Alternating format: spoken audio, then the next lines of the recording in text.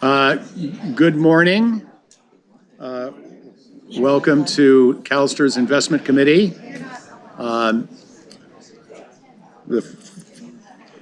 Would you please take roll?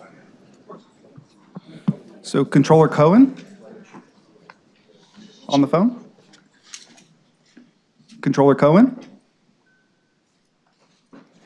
All right. For the State Superintendent of Public Instruction, Mr. Johnson. Here. Ms. Yamamoto. Here. Mr. Tang. Here. Ms. Bradford. Here. Mr. Keeley. Morning, Steve. Good morning. Ms. Hendricks. Here. Ms. Erden. Here. Mr. Gunning. Here. And for the State Treasurer, Mr. Rufino. Present. And for the Director of Finance, Ms. Miller. Here. Mr. Chair, you have a quorum. And I have a brief statement to read. Thank you. So the CalSTRS board meetings are live web streamed, video archived, and available to the public on calstrs.com.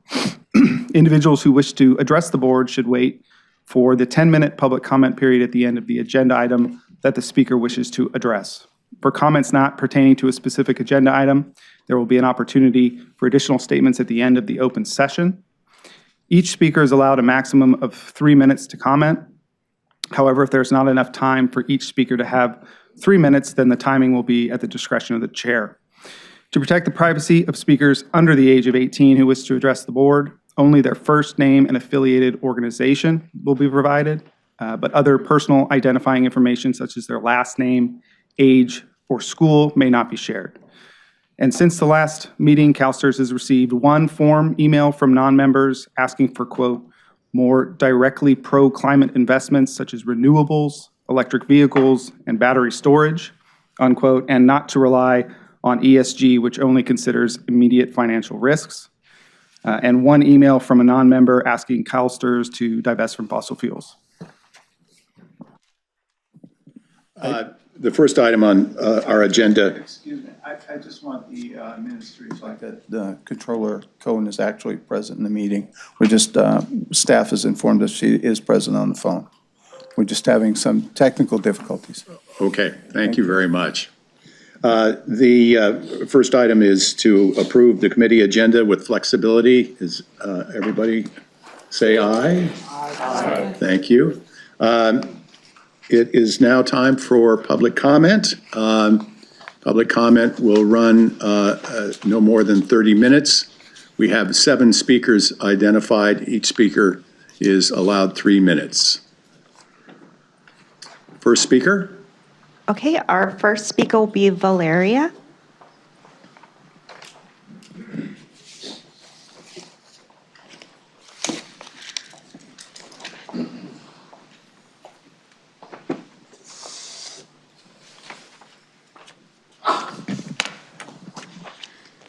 Good morning, board members. My name is Valeria Alvarez.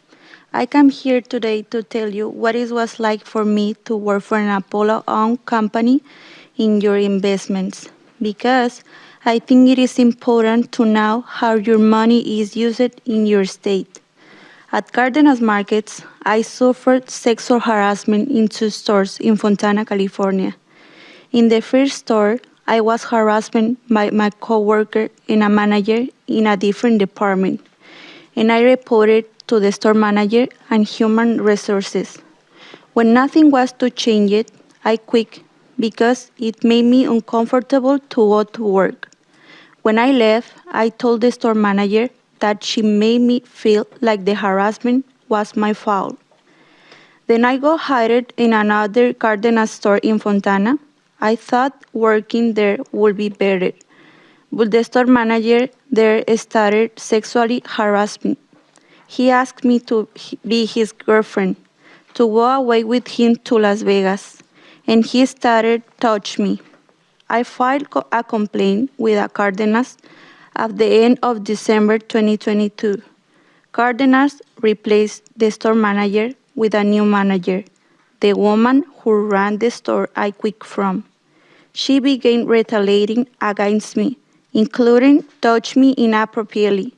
In March 2023, I filed a complaint with the EEOC alleging sexual harassment and retaliation against me for reporting sexual harassment to Cardenas. In April, I was terminated. When I spoke about my experience to another investor meeting, Apollo's co-head of Impact Investing, Joanna Rice, went to the microphone and said my statement was simply not true. I hope you don't believe her when she tells you that. I shouldn't have to feel like that at work. I fought for reporting sexual harassment in California. Cardenas Markets and Apollo have treated me with disrespect. I ask you to hold Apollo responsible. Thank you. Thank you for your comments. Our next speaker will be Jared.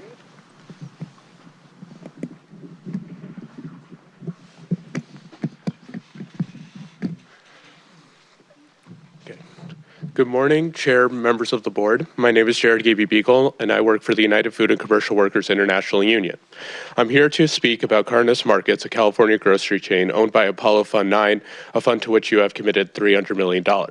As an investor in Apollo Fund 9, we urge you to hold Apollo accountable for Cardenas' labor record, which we believe raises fiduciary concerns and a growing labor dispute. We commend CalSTR's inclusion of workers' rights in your ESG risks and your inclusion of equal employment and the right to organize a union on the job in your statement of share owner ESG responsibility. We support your approach to engagement as active owners, and we believe holding invested companies to your policies is central to minimizing risks and realizing your long-term goals. I want to present additional elements of Cardenas' labor record right here in California that clash with your stated principles. 2 current class action lawsuits filed in Alameda County allege labor violations by Cardenas Markets that are similar to allegations settled by Cardenas in 2021. The parties have agreed to settle these current cases for $2.5 million, pending a hearing before the court on November 15th. The current proposed settlement involves pay and overtime violations and rest break violations, covering 10,000 employees for the period from January 2021 to April 2023. In 2021, without admitting wrongdoing, Cardenas settled a class action lawsuit alleging similar violations at a settlement cost of $6.5 million. The fact that there are new class action lawsuits alleging similar violations as the 2021 settlement suggests that management's alleged problematic labor practices appear ingrained. It also makes it hard to see how Apollo can mitigate the potential risk of liabilities to your investments stemming from Cardenas' approach to workers. Moreover, in addition to Valeria's EEOC complaint, UFCW has filed 4 unfair labor practice charges with the National Labor Relations Board, alleging that Cardenas retaliated against workers for their union or protected activities, including by terminating Valeria Alvarez and Rosalba Martinez, who told you in January her experience of being ill at work and having a manager ask her to take a drug test and a pregnancy test. As Valeria explained, Apollo is responding to these labor issues by urging investors not to believe Cardenas workers. Joanna Reese, Apollo's head of impact investing, told another LP that Valeria and Rosalba's stories are, quote, simply not true, after relying on a Cardenas investigation. That is offensive. It is also not an effort to mitigate risk and liabilities to investors from Cardenas' bad labor practices or to take responsibility to live up to your investment beliefs. We believe you can't rely on Apollo to invest your money consistent with your investment principles, especially if their response is workers simply aren't telling the truth. We urge you not to make any future commitments to Apollo funds until Apollo holds itself and Cardenas accountable to your investment policies, to California's strong labor laws, and to workers' rights on the job. Apollo's word is not trustworthy. Apollo needs to take action to change Cardenas' labor practices and to mitigate risk to your investment. Thank you for your work. Thank you for your comment. Our next speaker will be Jordan.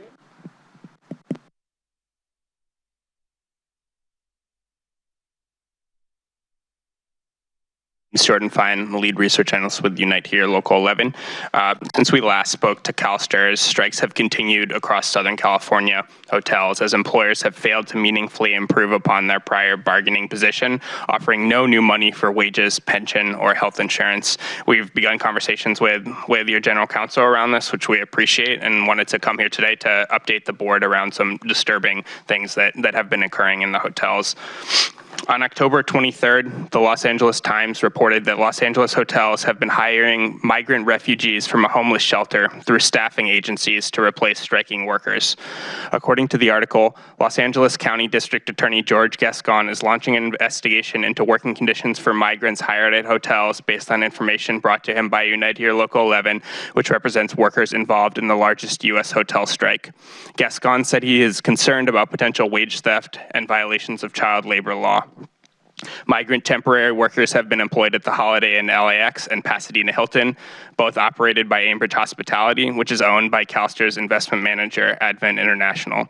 Again, according to the LA Times, and you should have a copy of this article, one migrant worker, a 17-year-old student at Belmont High School who requested anonymity, said he skipped 2 days of school to clean rooms at the Holiday Inn LAX. He and his mother, who secured work as a housekeeper at the Holiday Inn, received payment via banking app Zelle from an agency called Arya Staffing Services, Inc. Ambridge did not respond to questions about whether staffing agencies it used had secured appropriate permits to employ minors. Another migrant worker from Venezuela reported working for 12 and a half hours without being provided adequate breaks at the Pasadena Hilton. Further, on October 19th, a long-term housekeeper, Betty Alvarez, filed the first class action lawsuit under the LA Hotel Worker Protection Ordinance against the DoubleTree Hilton San Pedro, which is also operated by Ambridge. The lawsuit alleges that even after DoubleTree housekeepers reported violations out of concern for their well-being, the hotel failed to provide functioning panic buttons, failed to hire 24-hour security to respond to panic button calls, and failed to provide adequate training to workers. We understand staff has engaged extensively with Blackstone around child labor concerns at PSSI. We ask that you ensure Advent thoroughly investigates the migrant worker and child labor allegations, as well as the Ambridge-operated hotel's alleged failure to comply with Los Angeles worker protection laws. And I've outlined these issues in an email to the board yesterday. We look forward to continuing to work with the board on these issues. Thank you for your comment. Our next speaker will be Carlos.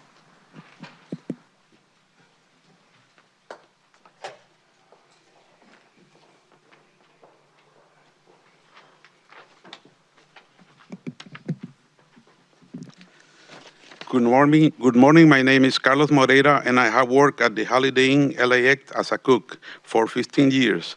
I'm a proud member of Unite Here Local 11. I spoke to you 2 months ago. Unfortunately, I had to return today because my hotel, operated by Ambridge, has failed to settle a fair contract. For me, I went on a strike because my family is struggling. I was proud to buy a house, but just a couple of years ago, I had to move out of my house and into my garage. I could no longer afford my mortgage. I had to rent out the main house just to make ends meet.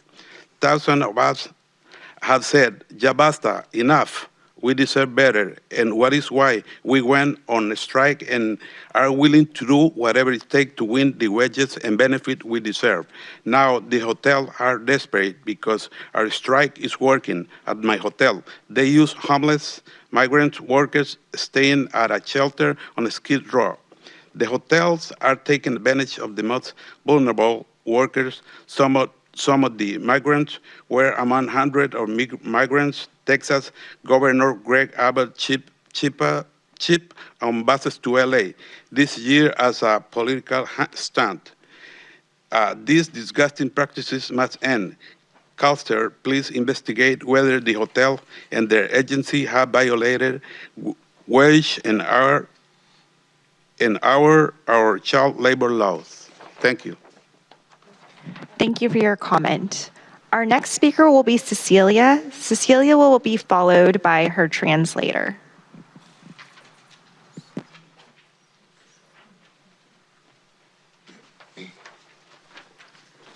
Buenos días, mi nombre es Cecilia Alvarado y he trabajado para Holiday Inn LAX por 24 años como recamarera.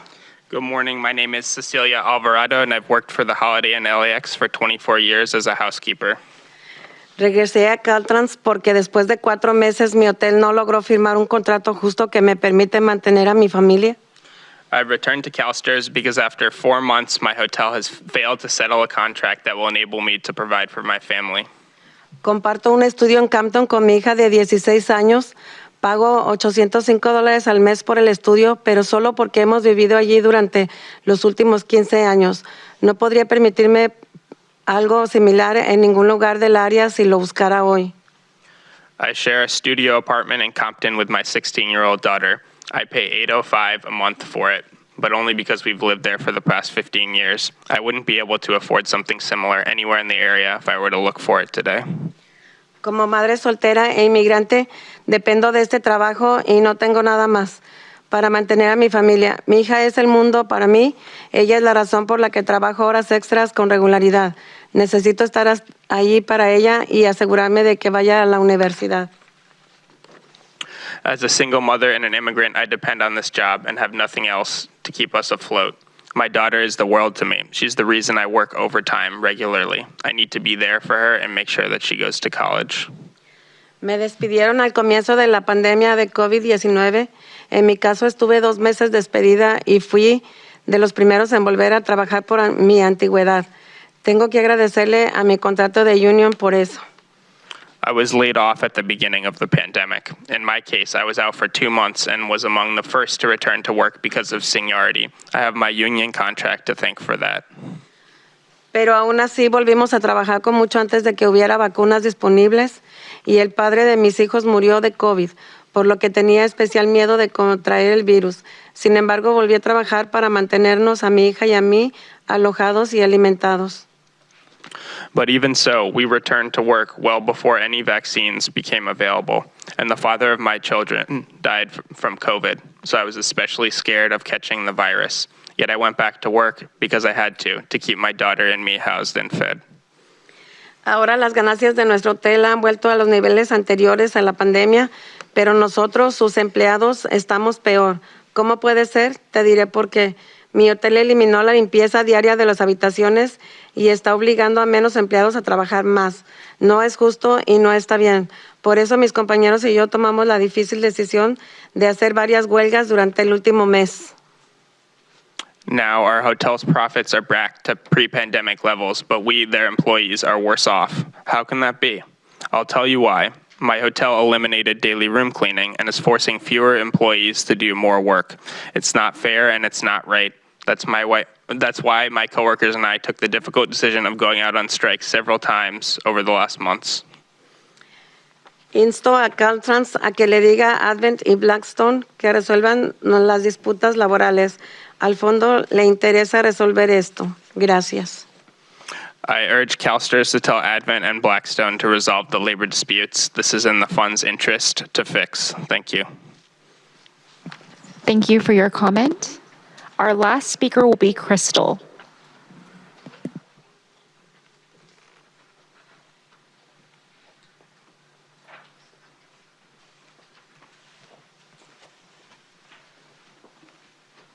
Hello, good morning. My name is Crystal Padilla. I'm a cook at the Sheraton Phoenix in downtown. I'm a proud member of Unite Here Local 11. For the past 10 years, I lived in Phoenix. Living close to work has been a fortunate but critical decision because I rely on public transportation. Before the pandemic, I lived in an affordable studio. I moved after my landlord raised my rent at the height of the pandemic. Since then, the cost of living has spiked, and a vast majority of landlords require income to be 3 times the rent. On my income alone, I'm unable to qualify to be the sole signer on the lease for the apartment that I've been renting the past 3 years, and it makes it extremely difficult to rent elsewhere. I'm forced to stay where I am. I spend more than half my paycheck on rent and utilities on an apartment building that is 107 years old, and it doesn't feel safe or healthy as it's not very well maintained and it comes with an expensive monthly electricity bill. Since I've been in this industry working at the Sheraton, a unionized hotel, I've been compensated better for my position, and yet I'm still unable to afford health care. Even when I worked at lower paid positions, I still made too much to qualify for access, which is AZ Medicaid, because I couldn't afford not to work full time. I haven't seen a doctor in 10 years, with the exception of a couple ER visits, which I'm currently in debt and still paying for. I have physical and mental health issues that still need to be addressed. It's like I'm trapped in a loop. I make too much to afford basic necessities, but I make too little to afford basic necessities, but I make too much to qualify for assistance. Do any of you guys know what that feels like? I'm asking that you try to imagine. Right outside the hotel is where we hold regular picket lines. Last Wednesday, my hotel went on strike, and we will again, if that's what it takes to win a fair contract. We are all tired of being exploited and not making enough to do more than barely survive.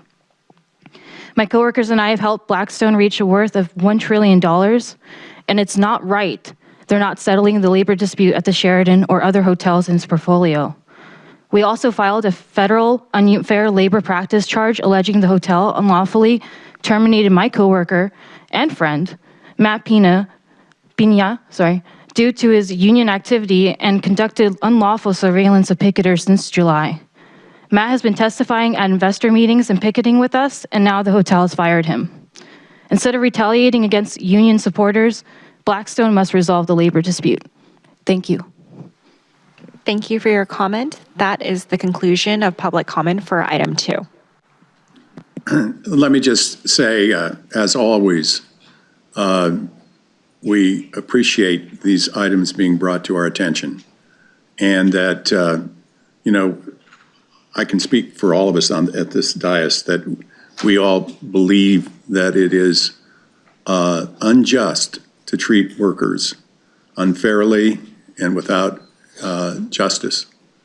And so I'm going to ask staff to once again follow up with those allegations that have been made today, some of which have been made for the first time, to determine the response of the sponsor. I think one is Advent and the other is Blackstone. We know Blackstone only has 3 or 4 hotels that are subject to this strike.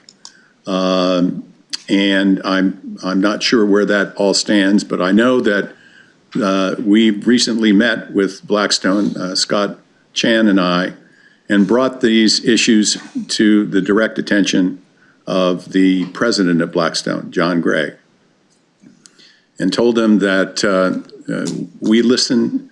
We want him to know that these employees have to be treated with fairness and justice, and he agrees. Now, we will continue to follow up. Ainsbridge is a new player in all of this, and it's been brought to our attention. And once again, I want to assure you that we will investigate and determine the facts. And thank you for coming, and we look forward to maybe helping solve this. Thank you. Next item on our agenda is item number 3, investment policy revisions.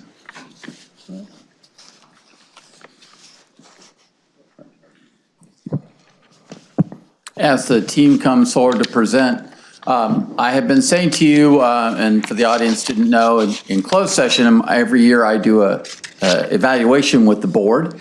And one of the things the board evaluates on me is policy matters. And I have been sharing that when I look at all of our policies, the one that was in most need of update and revision and modernization was the divestment policy. Aisha reminded me that it was created back in 2009 and has not really been materially changed since then. 2009 seems like yesterday to me, but apparently that was a long time ago. So she has been working diligently with Brian Bartow and staff to really modernize this, and they are here to present a name change and describe it as the Portfolio Restrictions Investment Policy. So Aisha. Thank you, Chris. Good morning, everyone. Aisha Mastagni, Portfolio Manager in the Sustainable Investment and Stewardship Strategies Unit. I've prepared a few slides to help introduce the new Portfolio Restrictions Investment Policy. So whenever we introduce a new policy, I do like to show this hierarchy because we do have a complex set of policies to manage a complex, large portfolio. And this policy is specifically an extension of the work that we're doing to modernize the investment policy statement and really have a comprehensive, best-in-class set of policies. So when adopted, the portfolio restrictions policy will sit above the asset class investment policies as a total fund policy, and the divestment policy will sunset upon its adoption. As Chris stated, this is a very old policy. A lot has changed in terms of how we manage a portfolio in the last 14 years. A lot has changed in terms of engagement and stewardship. And this has really been a joint effort, as Chris alluded to, between investment staff and legal staff to develop this policy, and in coordination with fiduciary counsel And I know this is all in your materials, but both Makita and Fiduciary Council concur with staff's recommendation to adopt this policy. So why are we doing this now? This is really driven by the General Counsel's goal to further strengthen the board's fiduciary responsibility. And we've specifically added language regarding the board's obligation to diversify the fund and to discharge its duties in the sole interest of its beneficiaries. And while you always had those responsibilities, we wanted to be explicit in adding that language to the new policy. The other thing we did is we developed a process for evaluating any request that comes to the board. And we moved away from language that was somewhat vague and hard to implement. And then lastly, we moved away from a focus on engagement being the sole and defining action to engagement being part of the analysis and part of the process. I think I've talked to many of you before about we have a number of tools we can use within engagement, and it's no longer this binary effect of engagement succeeds or engagement fails. It's really about our ability to influence our portfolio companies and our ability to, it's a risk discovery tool as part of that process. So what stays the same? There's a lot in this policy that is very similar to the old divestment policy. It's grounded in the California Constitution, the Education Code, and the board's fiduciary responsibilities. But we were very intentional about using the words restrict, exit, or exclude. The old policy, once again, was somewhat binary. You divest or you don't divest. And so we wanted to make sure that the board had options in terms of how you manage a portfolio. There could be instances where you may not want to fully exit, but maybe you don't want to buy anymore, or maybe you want to reduce your exposure, and the new policy allows for that. So what's really changed? We've established a defined process that allows the board to determine whether further analysis or resources should be deployed. Once again, we've added language around the board's obligation to diversify the fund, and this is a really important piece because it allows the board to assess the cumulative effects of any past divestment decisions. And I think that's really important because the old policy, you looked at these requests in isolation, and we've added these tools to help you have a more comprehensive view. And then last but not least, around the engagement, it's now part of the analysis and not the only analysis. And we've updated the name.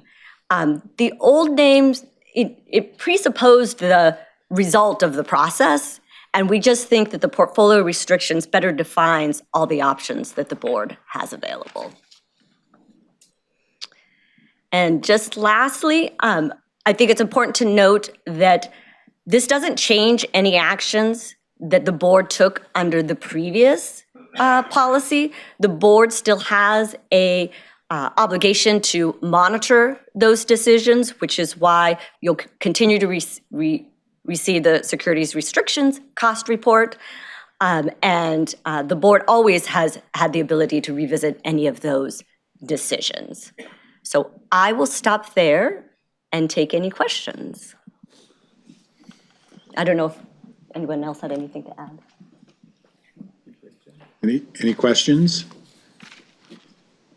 Well, seeing none, I just want to, first of all, thank staff. Harry, sorry. Yeah, thank you, Mr. Chairman.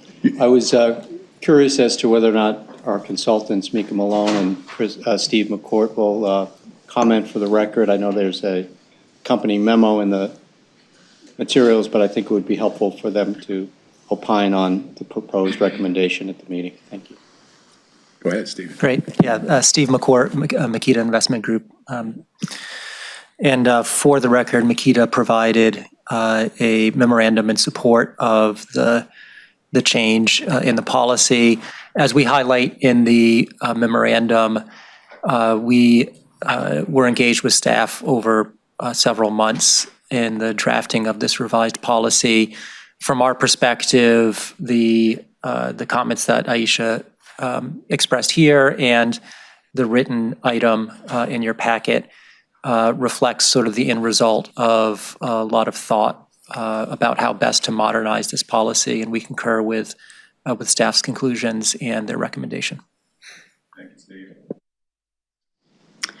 I just want to say thank you for providing some options for us, not going from 0 to 100 and just leaving funds. It's hard to make those decisions. I think all of us have asked a lot of questions of staff over the past 2 weeks, and I am prepared to move this item for approval, Mr. Chair. There's been a motion and a second. All in favor, say aye. Aye. Thank you. Thank you. And I was about to say, I want to thank staff and outside counsel, inside counsel, and consultants for drafting something in a collaborative way that I think is really great policy. Thank you to all. Thank you. I want to make sure that we get the controller's vote on the record. Can you hear me, Controller, Madam Controller? If I can, aye. Okay, sorry. Thank you. Madam Controller, just speak up if you have anything to say, because it's, I don't know where I have the ability to see your hand raised. And so, but just speak up if you would, please, and I'll call on you, okay? Yes, sir, I'll do that. Thank you. You bet. Thank you. So the next item on the agenda should be item number 4. Annual Investment Cost and Savings Report, April and Shafat. And Michael, welcome. Always good to see you, especially when you talk about saving money.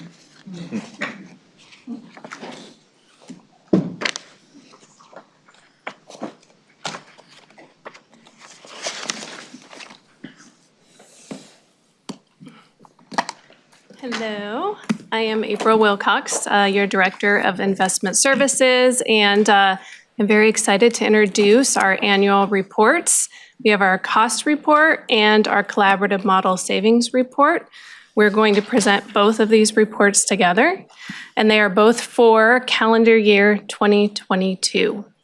And we've been doing the cost report for over a decade. This is our 3rd year of the collaborative model savings report. But we have data for 6 years in the report, and we'll present that to you.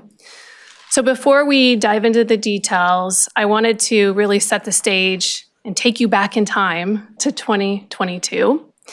First off, we were continuing our path towards our strategic asset allocation to increase our private asset classes. So during that year, we increased both real estate and inflation sensitive. And then second, which was unusual, is our markets during that time. So we had historical high interest rates, as we all painfully remember.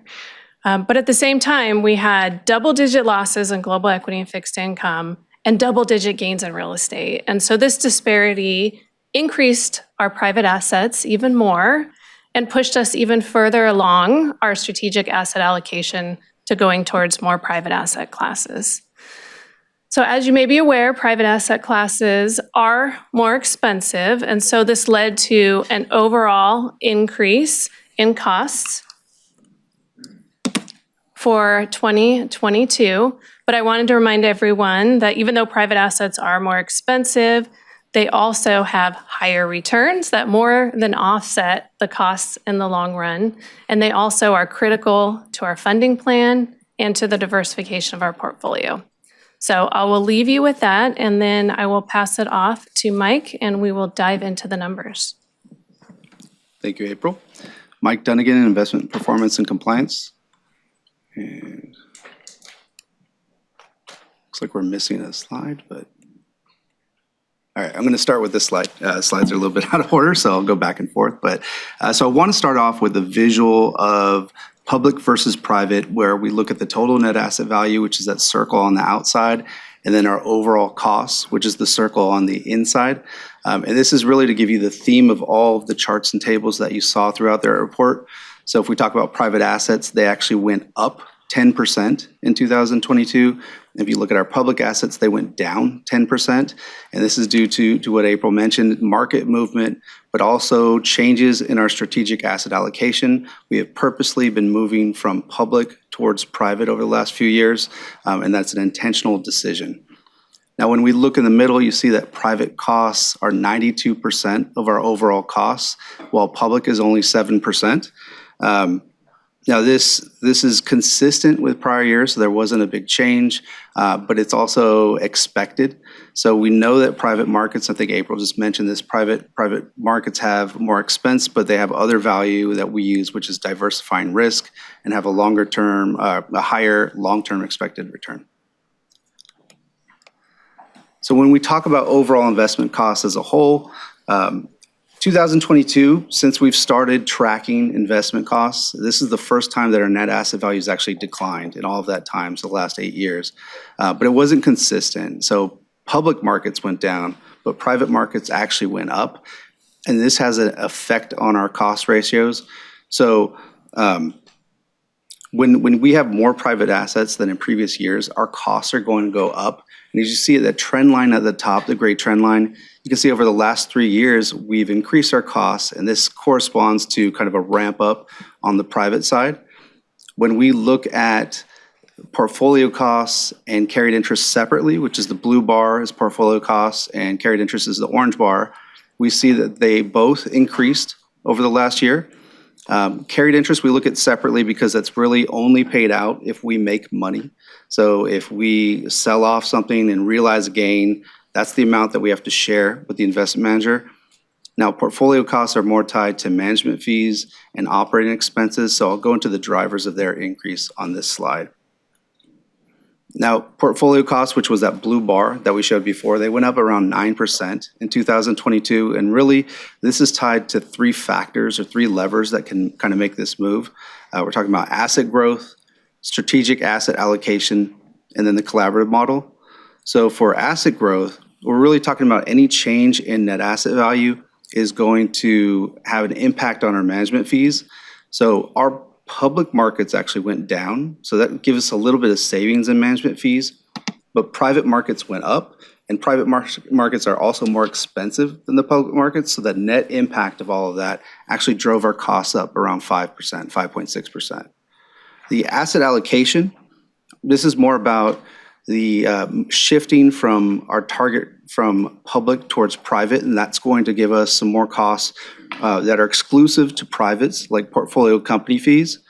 So in 2022, at the beginning, we took 2% out of public equity and we gave it to private equity. And then we did that again in July. We took 2% out of public equity and gave it to real estate inflation sensitive.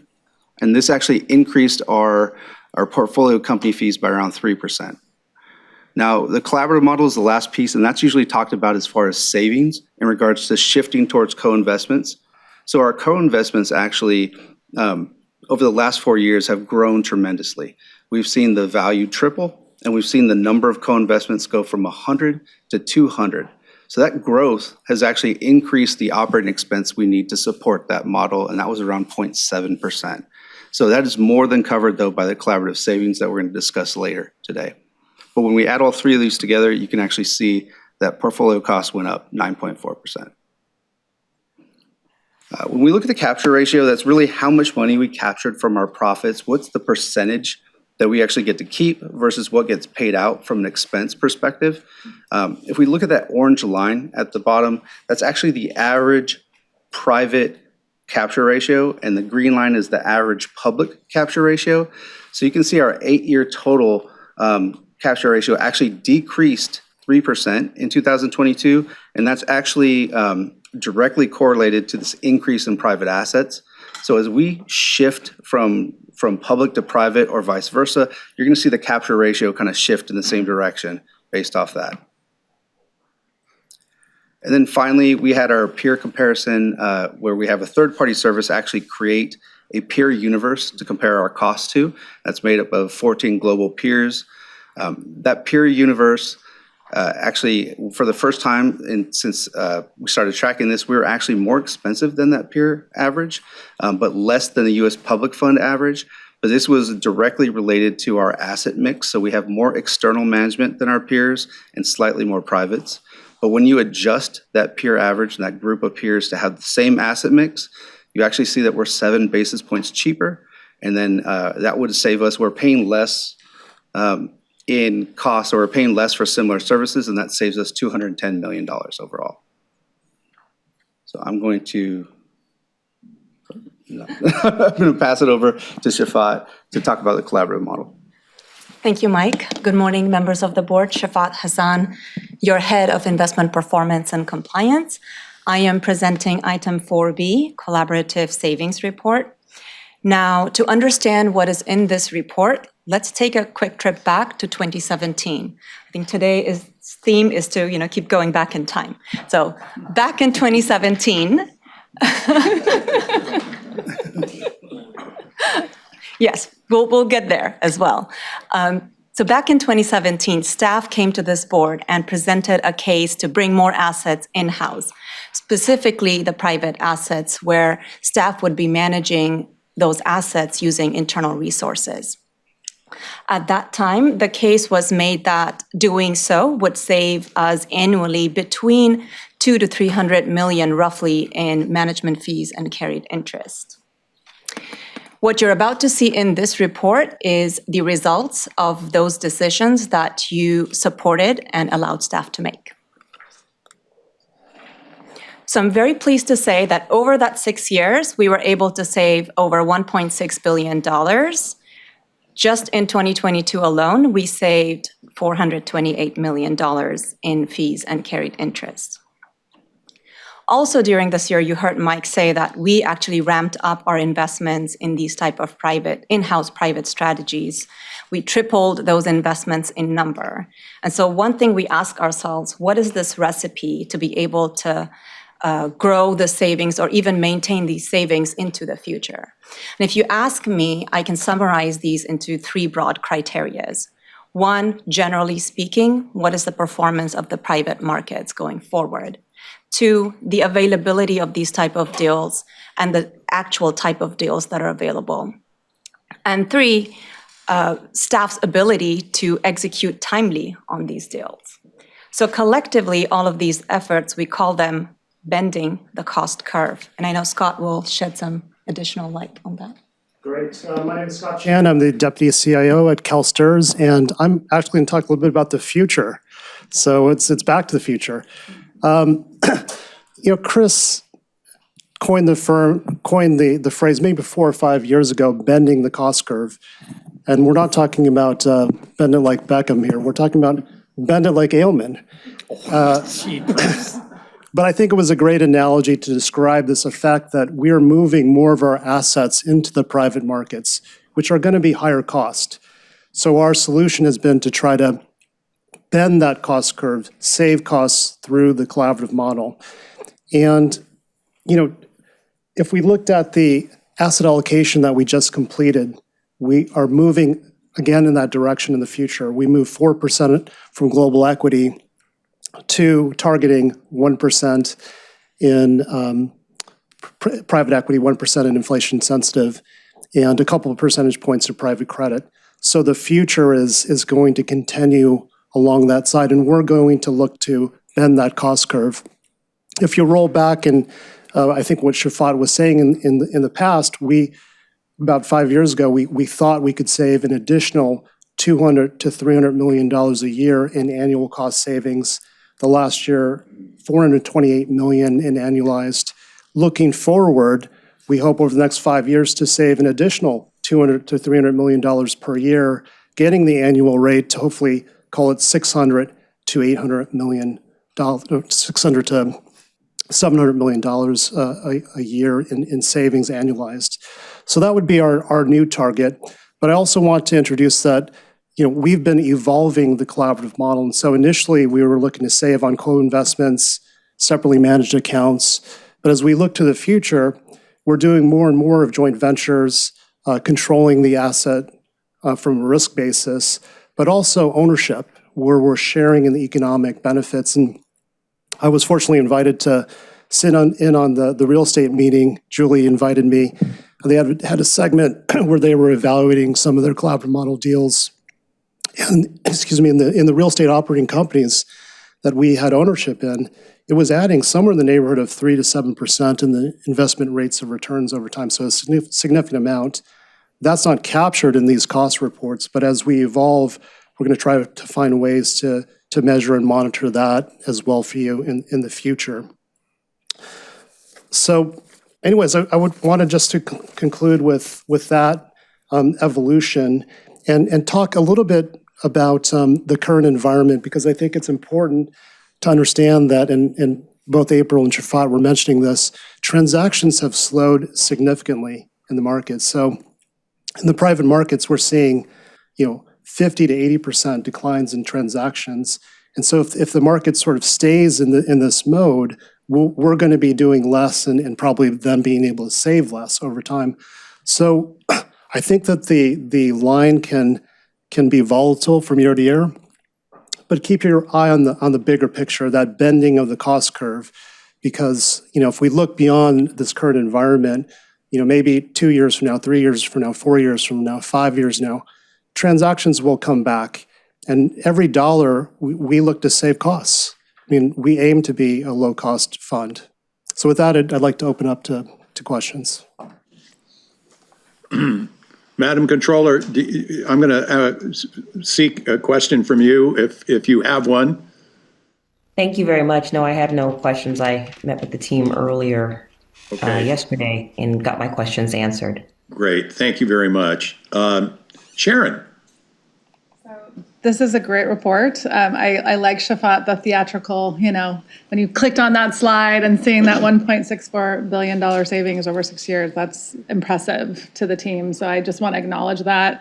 I'm an educator, so we're always striving for more. So A plus for this period. I think one of the things, Scott, as you were talking, when I hear us, and I know we're kind of talking in generalities, but when I hear us looking at private markets, we're saving, it's higher cost, but we have the savings.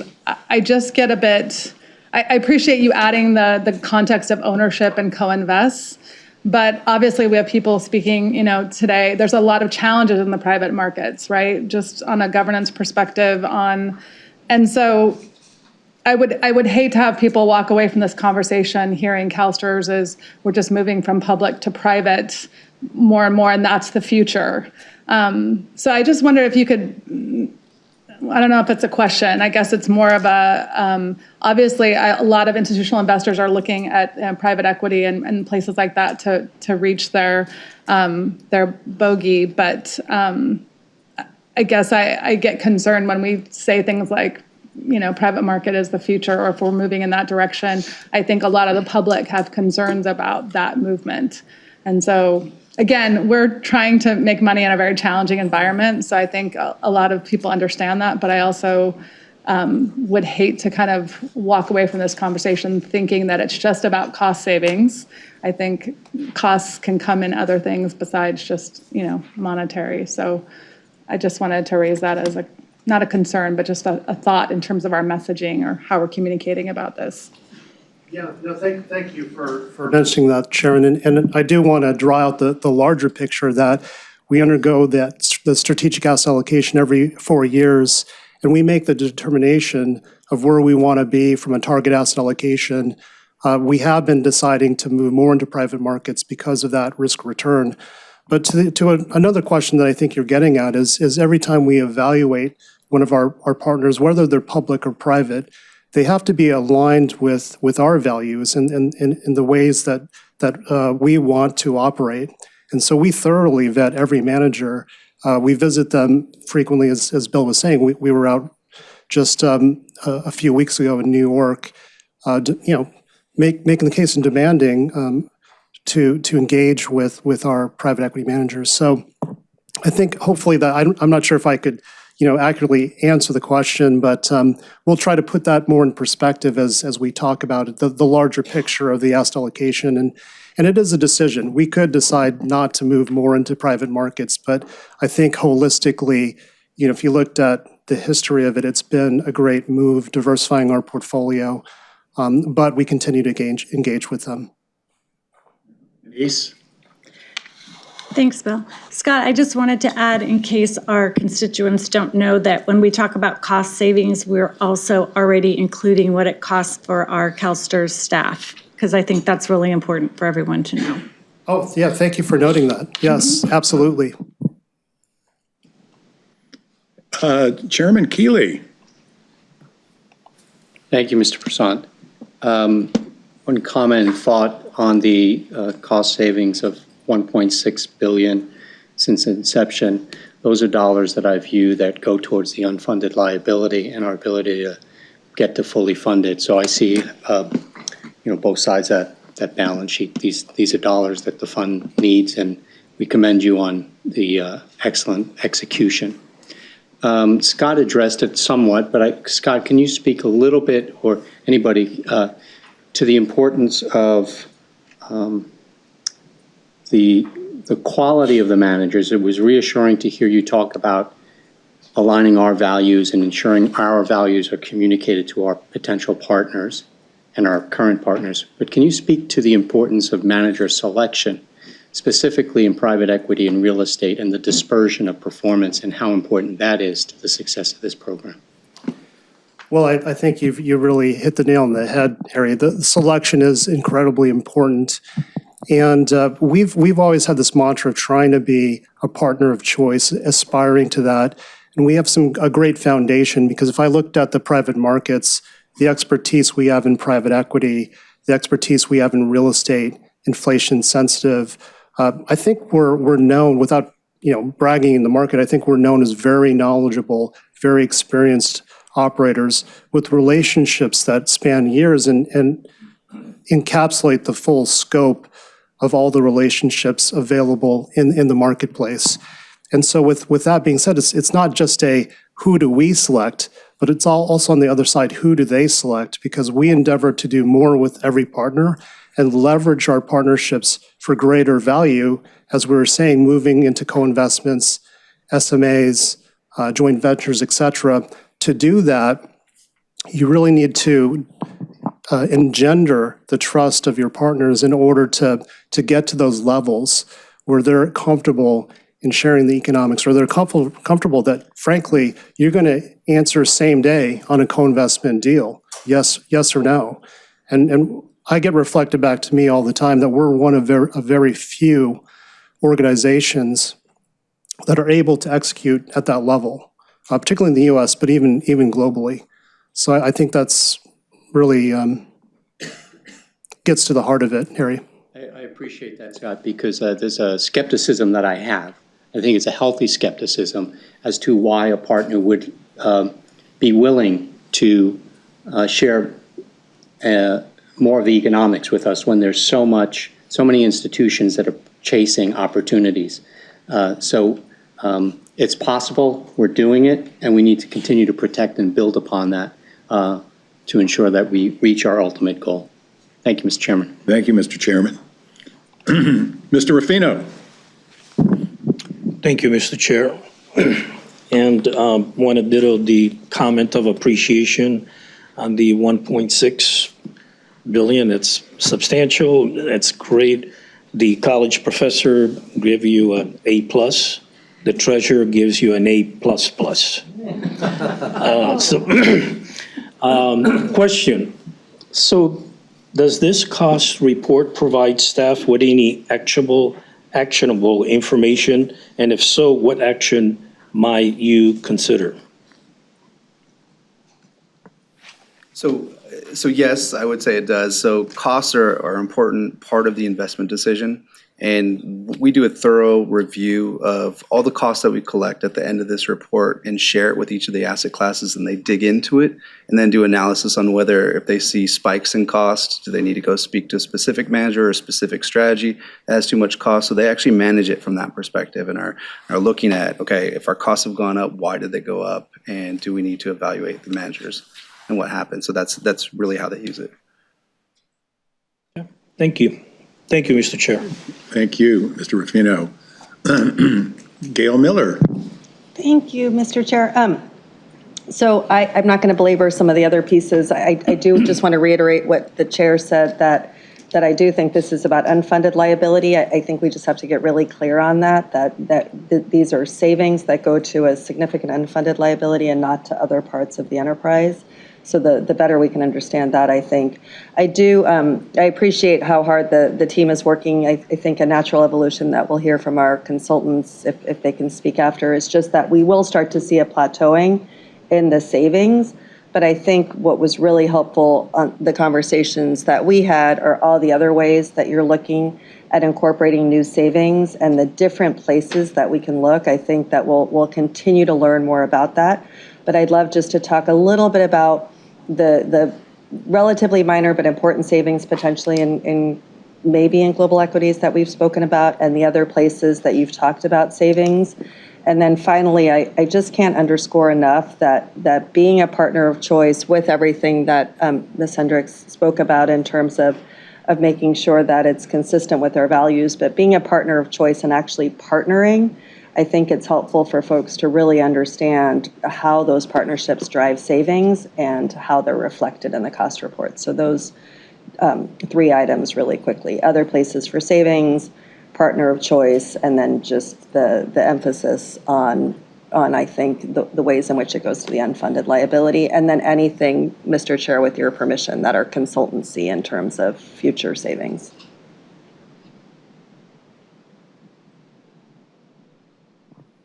Sure, yeah.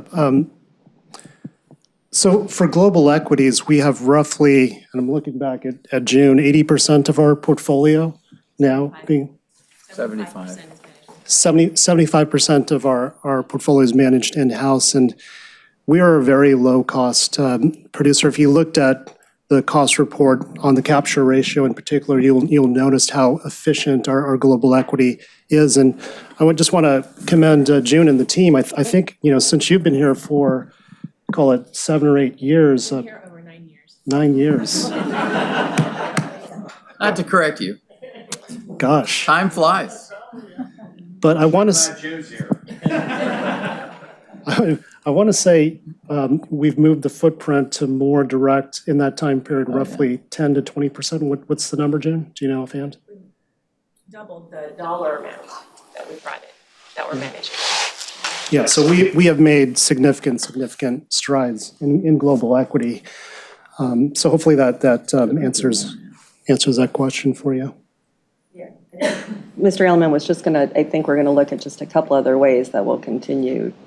Yeah, all I was going to add was, we're at 75% and we're constantly looking at ways to do more, to buy index feeds and to manage that. And people are starting to get closer to active management type of feeds that we can manage in-house and do the execution.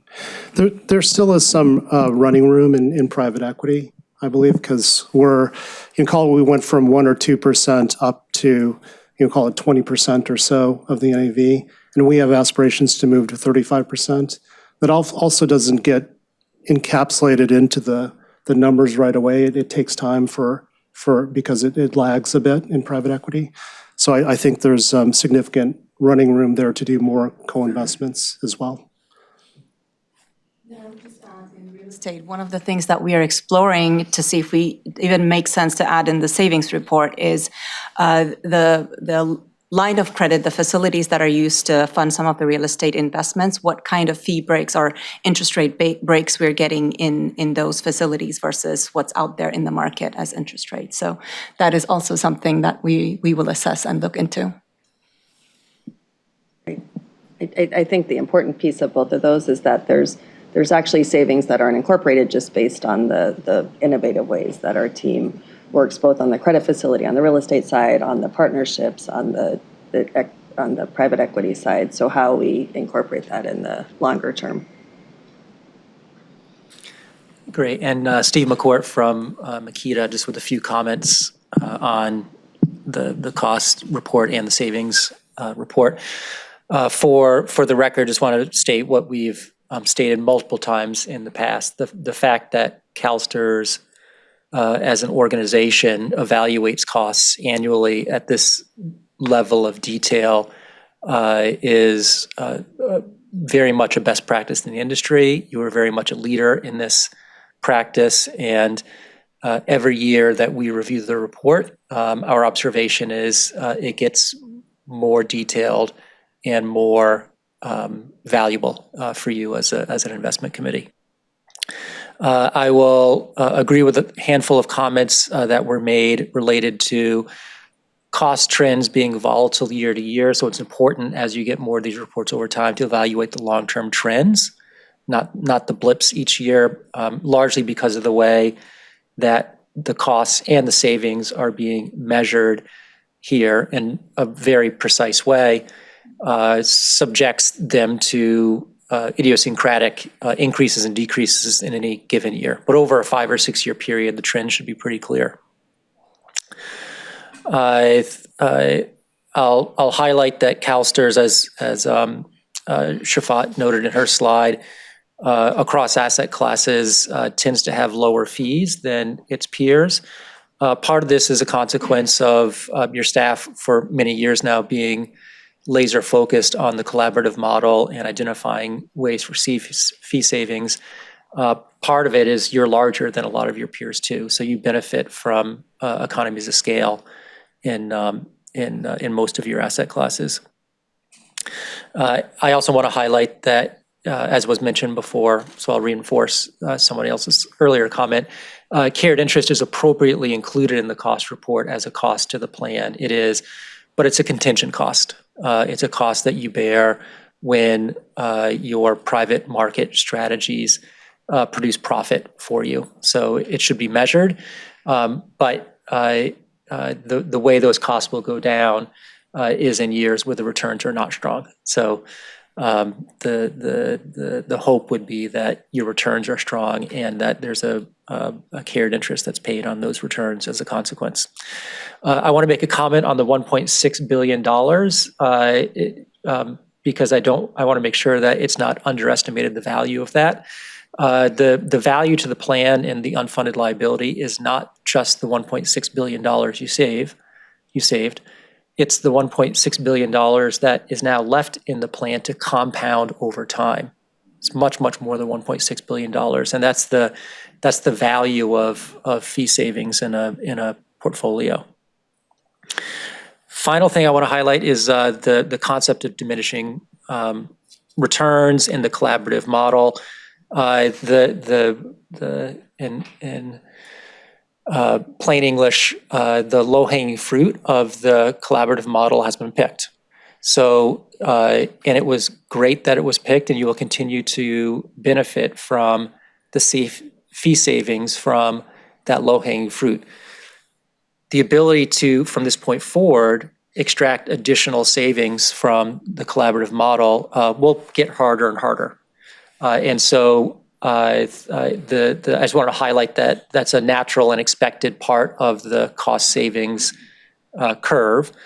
Number two, every activity your staff does to elevate the collaborative model to save fees should be strongly considered, but it should be considered in the context as well about the impact on risk and net of fee returns for the portfolio. So saving costs are very important, but they're not the only important thing that your staff does. The other important thing they do is identify strategies and policies that are intended to produce the highest risk-adjusted net of fee return. So I just want to highlight that as well. That concludes my comments. Thank you very much. That was helpful. Ken, did you have any questions? Actually, Steve answered my question. I was going to ask a question in regards to trend, and I think he mentioned it. over the long haul, do we anticipate on having the same trend of, saving over $400 million a year? That's $400 million that is going to come back into us in the long run. So. Thank you, Ken. I just, I have no questions. I just have one comment. As to being the partner of choice, I can testify under oath. I was with Scott Chan a week or so ago in New York, and we met with some of our biggest partners. And I'm going to brag on staff. We are considered by the major firms with whom we invest to be the partner of choice. And it's because of shared values. And that was emphasized in each of these meetings. We share values with them as how we treat people. We share values on the importance of collaborating with one another. And it has led to us being able to have unique opportunities that not only save us money, but make us more money by virtue of having our whys. That's like Speaker Pelosi said, you have to know your why. And our why seems to be coincident with the whys of many of our partners. And I got to hand it to staff, because you have been able to develop those relationships over time. And I hope that we can sustain those relationships, because they've meant a lot to this fund. So anyway, that's me giving you a bravo. Thank you. Okay. Next on the agenda is Liquidity Oversight Management. And this has Scott and Geraldine and Mike DeRay and Josh and April. April, you get to...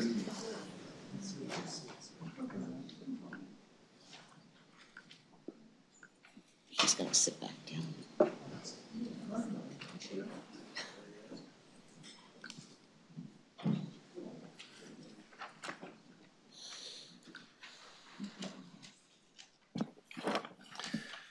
Good morning. All right, good morning again. So during the asset liability study, Bill, Gail, Karen, and Jennifer all requested more insight into our liquidity and leverage management. And this is the second educational item that we're bringing. Liquidity management is essential to manage our cash flows in a dynamic and volatile market environment. And so one of the largest changes that we discussed was moving more into private market assets. Now, we have roughly 42.5% of our portfolio in that, and these cash flows are volatile. And in today's environment, we are not seeing a return of that capital, making our cash flow situation a bit tighter.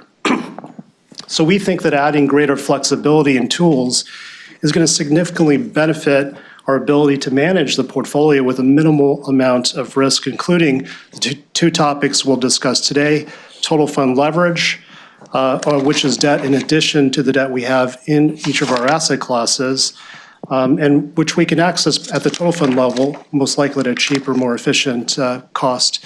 And then asset allocation, wider asset allocation bands, which are going to provide us the option of not necessarily needing to rebalance the portfolio under certain circumstances. I think it's very important for you to know, though, up front, that staff is considering taking only a small amount of risk as we initially recommend some of these changes for the total fund and the asset allocation bands. Because number one, we want to mitigate, and by using a small amount of total fund leverage, we're not going to be affecting our total fund levels, and we'll bring that back in January. Number two is that our purpose is really to manage and smooth out these volatile cash flows. And so inherently, we're not thinking about taking on permanent leverage necessarily, but essentially seeking to pay it off over a cycle if we do intend to use that tool. And thirdly, you should know that staff has a significant amount of expertise and a very long history of managing and making decisions around these tools.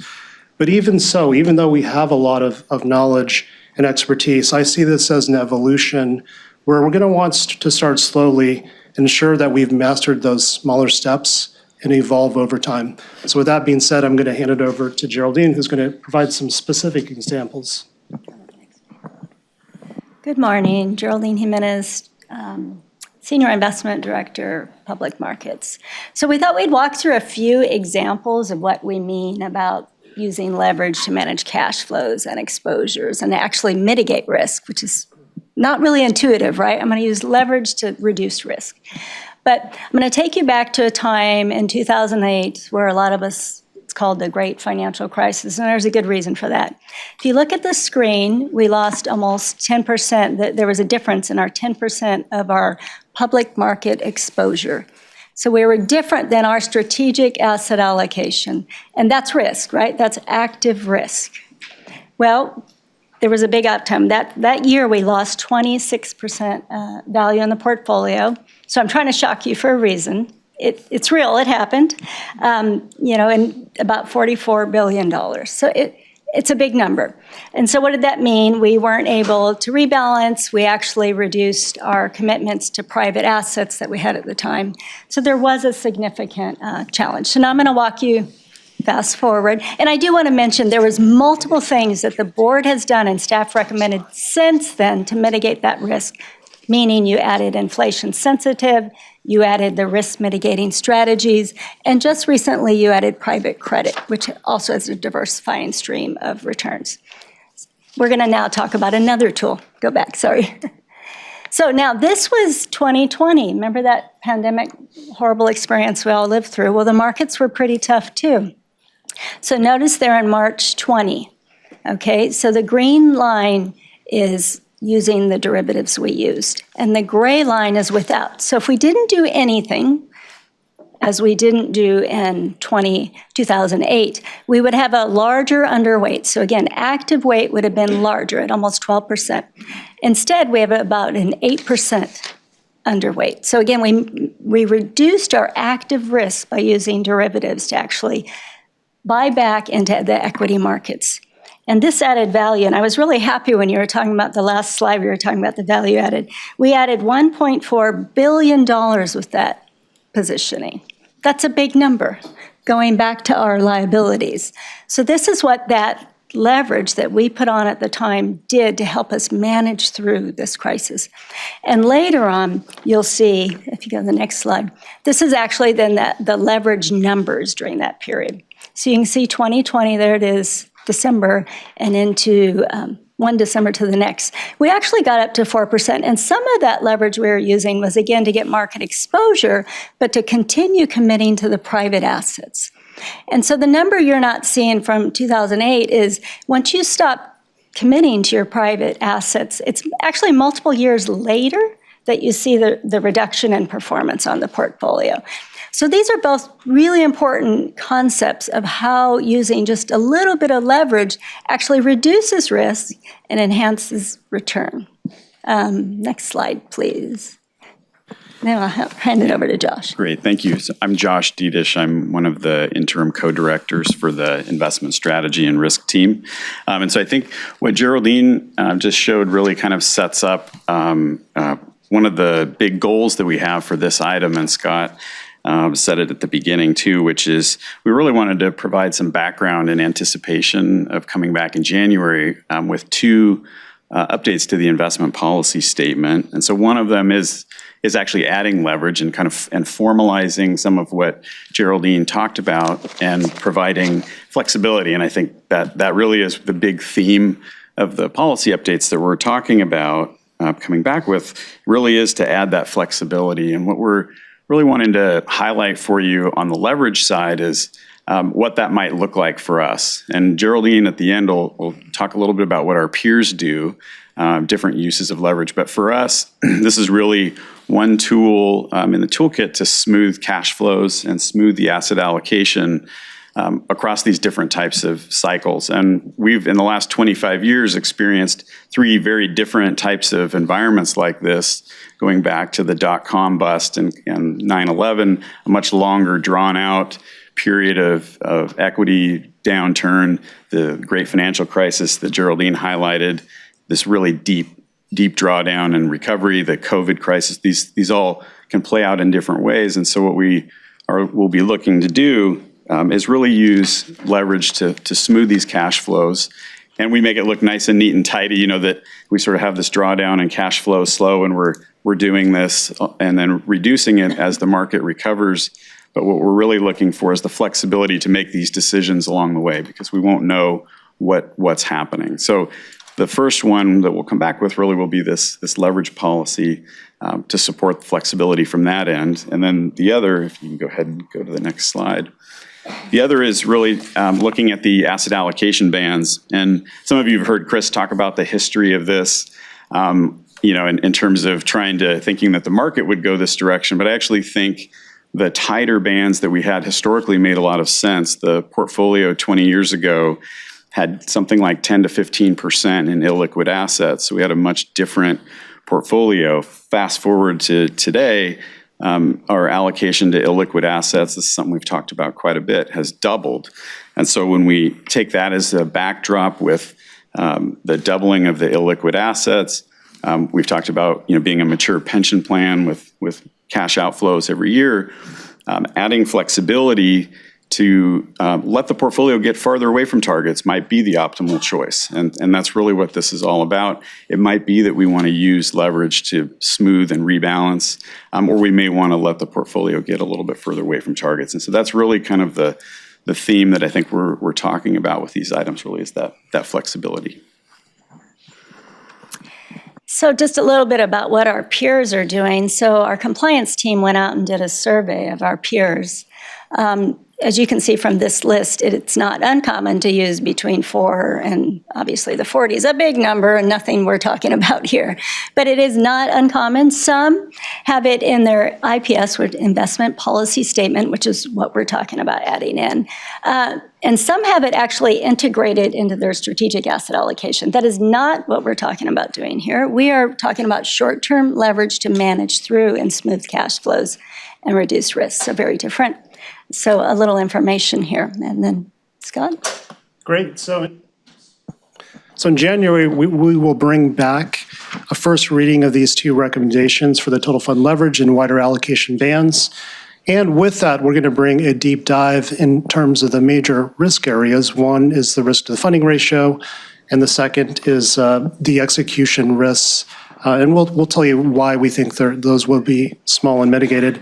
But I'd like to leave you with one thought. As I said in the beginning, we're not considering taking on significant risks. You'll see that in the recommendation. We tend to start slowly and evolve over time. However, greater flexibility really in the tools to significantly benefit us. You know, Geraldine mentioned a couple examples juxtaposing 2008 to 2020, which we thought were great to kind of highlight the benefit of giving us more flexibility. But when the markets are volatile and the cash flows are volatile, greater flexibility to equip your staff who has the expertise and is following the markets daily and even on an hourly basis to make the right judgments of, should we use our cash? Should we sell assets?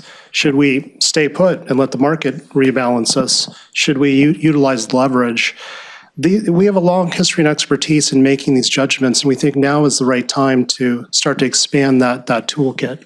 So with that being said, I'd love to open up for questions. I just have one comment, and it will, I think, sort of dictate, hopefully, what we see in January with regard to leverage. I want to make sure that we have the investment committee's obligation to monitor compliance with the investment policies defined with some particularity with regard to leverage. And I'd like, the Makita people to also, review that for us as well, because we want to make sure that it's not that I question any kind of decision, but it is our duty, this committee's duty, to monitor this. And I think that it would be helpful to have that set forth with some particularity. Absolutely. We'll have April's team work with Makita. And in fact, maybe we could even bring an example of how that monitoring might appear. Great. Thank you very much. Chairman Kiley. Thank you, Mr. Chair, and thank you for your comments. I concur wholeheartedly that on its surface, I think the presentation is terrific. On its surface, I'm supportive of what the staff is asking to do for the reasons that you've articulated quite clearly, with the caveat and the asterisk that the appropriate oversight that we have is in place. I think the additional flexibility around the ranges is prudent, it's wise, so long as the leadership of this committee is appropriately kept apprised as to the decisions that staff is making at those times and for the reasons why. So I'm happy to see these recommendations come forward, and I'll be prepared to support them in January with the request that Mr. Prasant has asked for. Thank you, Chairman. Jennifer Erden. Thank you, Mr. Chair. I think Mr. Chair Kiley just said pretty much what I was going to say, but I do support all of this. I think with regard to the liquidity, what I take away from this is just optimizing our cash flows to preserve and enhance the long-term value of the plan. And so with that, in my experience at least, there typically is some amount of prudent leverage, and also it generally is paid back within a reasonable period of time with the kind of monitoring and oversight that's been referenced. So if it's possible to work that into the ultimate recommendation and you feel that you can estimate, what that might be, I think that would be helpful. Perhaps with the ability to come back for approval to expand that if needed. And then secondly, with regard to the ranges, I think we're going to need a widening given the sticky assets that we have and in volatile times. So fully support that. And I would just ask, whether a straight across the board 2%, addition is what makes sense, or if some refining of that in the final recommendation makes sense. Okay, great. And maybe we can chat offline as to get your thoughts on what that refinement might be or what you're thinking about. But we'll certainly address that. The other questions you had. Yeah, and thank you so much. These are great improvements in my view. Thank you, Jennifer. Gail Miller. Thank you. I actually would just like to plus one what Ms. Erden just said. And then also, I think to the extent that anyone else on the board wants further education on this between now and January, I know that the staff stands willing to do an additional education session. So, Mr. Chair, I would just put that out there because I think this can be an opportunity for all of us to learn. So, yeah, I think for the public's sake, it's important to point out that oftentimes you'll say, well, don't they have more questions? To make these meetings run efficiently and effectively, what we try to do is have each individual board member individually reach out to, if they have any questions regarding the content of a presentation, to staff. And staff is always willing to, take the time to answer those questions. So, especially with regard to this issue, I know staff is ready, willing, and more than competent to answer all of our questions. So I agree with Gail. Please do reach out.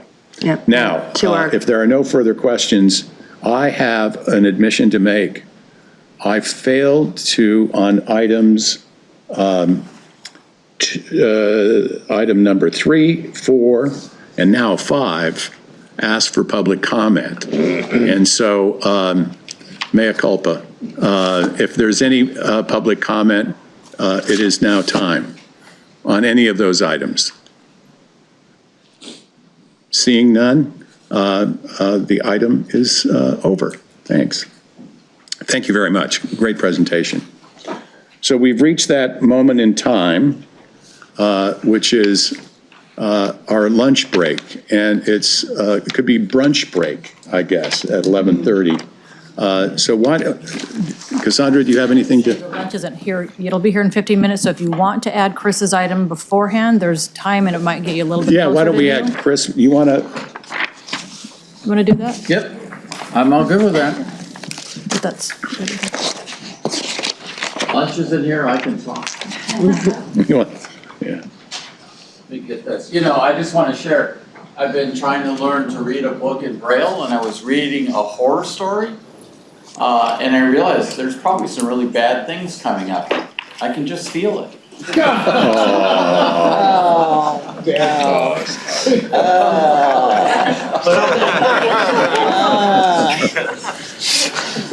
Have a delayed reaction. Can we have the chief comedian's report? You're always. Come on, that was cute. I thought that was cute. And appropriate. So the fund, this is an update as of where we were in September. Obviously, yesterday was month end, and we are closed at $305 billion. So for the teachers in the back that want to put that in their board reports, $305 billion. We are down on the fiscal year to date, probably between 3 to 4%. So right now, we had a good month in January, but now the market has given back a lot. And as you look through these charts, I'll hit some of those high points because it's really been an interesting period. As you can see by the dots, we're underweight global equity. That's intentional because we have the house view is to be defensive in here. We are worried about a recession and more on that as well. As been discussed, we're at the top of the range in private equity. That's just because those values haven't changed. Same thing in real estate. The values have stayed steady even though the public markets have come back down. We are feathering, as I like to say, into fixed income to be increasing that exposure. So we've moved off the bottom of the range and you'll see us climbing up in that steadily as fixed income moves back and forth. Speaking of fixed income, the microphone doesn't change the slides, huh? Just realized that. Bond yields are rising. Today, just about half an hour ago, the Fed came out and for the second meeting decided to stay steady, to pause, as they like to say. And if you notice what's happened is the short end of the curve has stayed about where it is. Today, bonds are rallying, but the one-year Treasury is at about 545. The 2-year, this is last night's close, was at 506. And the 30-year was at 506. So the curve has flattened between those charts, but the belly of the curve, as we like to say, is the opposite of me. Instead of going higher and protruding out, it is actually concave. The 10-year was only 4.96 as of yesterday. So there's a slope in the curve in the middle. And we'll really have to watch. The street was expecting the Fed to stay steady yesterday, and as they are, I'm sure Powell's having his news conference right now. People will tear into every word. It is interesting that you're starting to see little signs of weakness in the consumer in different parts of the income statement. And there you go, pressing the wrong button again. So as I mentioned, equity markets have been declining here in the summertime. We hit that high in July. You can see in the U.S. equity market that we're actually back to about where we were in May, not that long ago. U.S. stocks are up on the calendar year. So 2023 stocks are actually up 9% in the USA. Our fiscal year, since June 30, they're actually negative, about 6%. So this year is proving to be tough for us because it started out good, but then has faded off. Non-U.S. stocks are not as strong. Non-U.S. stocks are only up about 3.3% in 2023. They're down 7.7 so far fiscal year to date. And non-U.S. stocks are back to about where they were in March of the year. So they're closer to just being flat on the year in the end. This is a graph I thought was very powerful. We had one of our economic advisors come in and talk to the staff, and they really brought up the point of the federal deficit, the cost of financing the federal deficit. We know the deficit's huge. The U.S. government doesn't have a balanced budget, but the interest rate on what the government has to pay on that debt, when it was zero, nobody paid attention to it, but now it's climbing. And when you guys think about, I won't go back to 2008, but when you think about the last few years, if you didn't refinance your mortgage, most everybody did, and so their mortgages are lower cost. In other words, you re-extended out the curve to 30 years and borrowed. People that had to borrow money, and corporations, borrowed long. They didn't borrow short. I am not quite sure why, but the U.S. government did not do that. They have an internal requirement to roll short-term debt. And so when you look at the federal deficit, instead of financing it more longer term, I guess this way for you, when interest rates are zero, they kept the maturity short term. So they have a tremendous amount of debt that comes due in the next 3 years that they have to refinance at dramatically higher rates. Because remember, the short end of the curve is higher than the long end of the curve. So the cost of paying interest on the federal deficit was pointed out to us could be as much as 3% of GDP.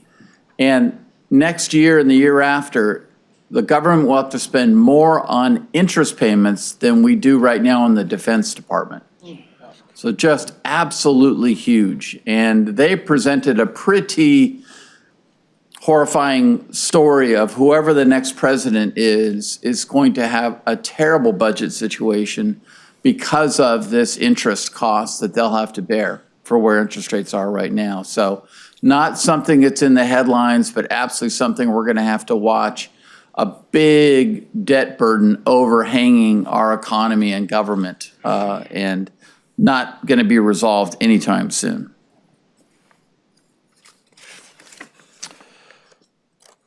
Sorry. So we have been saying for, about 16 months that we think a recession's coming, and yet it's not. And so on the teeter-totter, it's still pretty balanced. Interestingly, in July, the Wall Street Journal Economist Survey, 52% of the economists thought that a recession was coming. The big headline was, oh, now in October, it's less than half, 48%. I don't know about you, but 58, 42, pretty much still 50-50 chance. So the yield curve's up actually 525 basis points. Inflation is staying closer to 3, but it's not going to 2. On the other side, we've seen solid earnings, but we're hearing more and more about the cost of Thanksgiving is up 10% from it was a year ago. The cost of Halloween candy was up from where it was a year ago.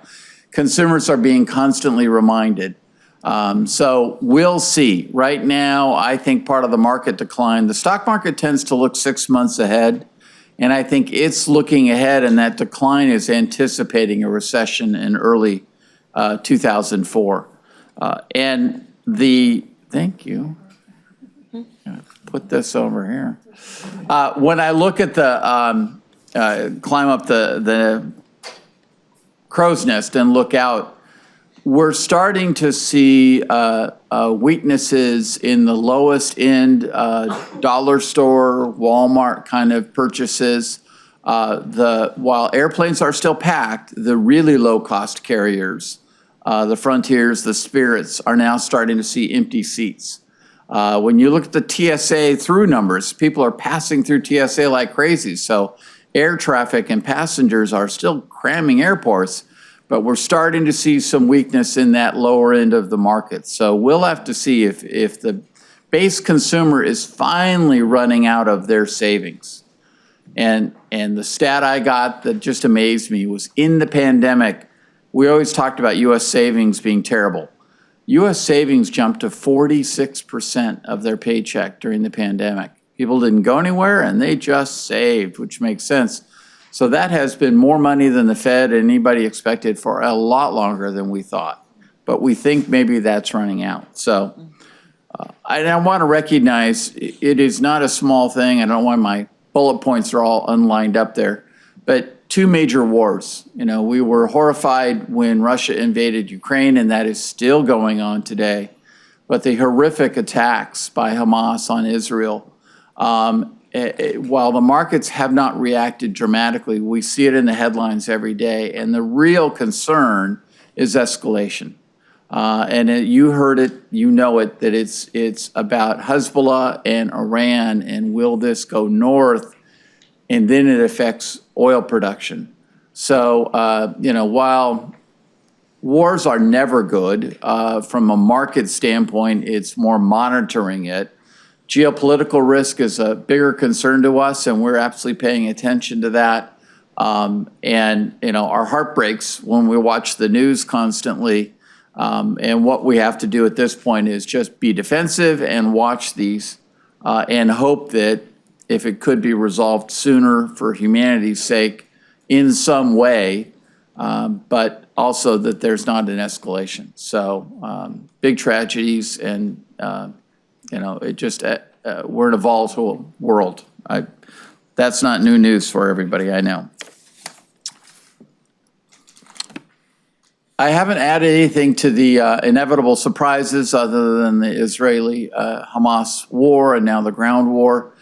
The thing I guess I would add that I don't have up there as much are civil unrest. And, we can emphasize terrorism because that's what we hear all the time. If the ground war goes on and on and on, we can expect that there will be more terrorist acts around the world. We're certainly seeing protests. But you can feel just the fabric of society really being pulled and torn.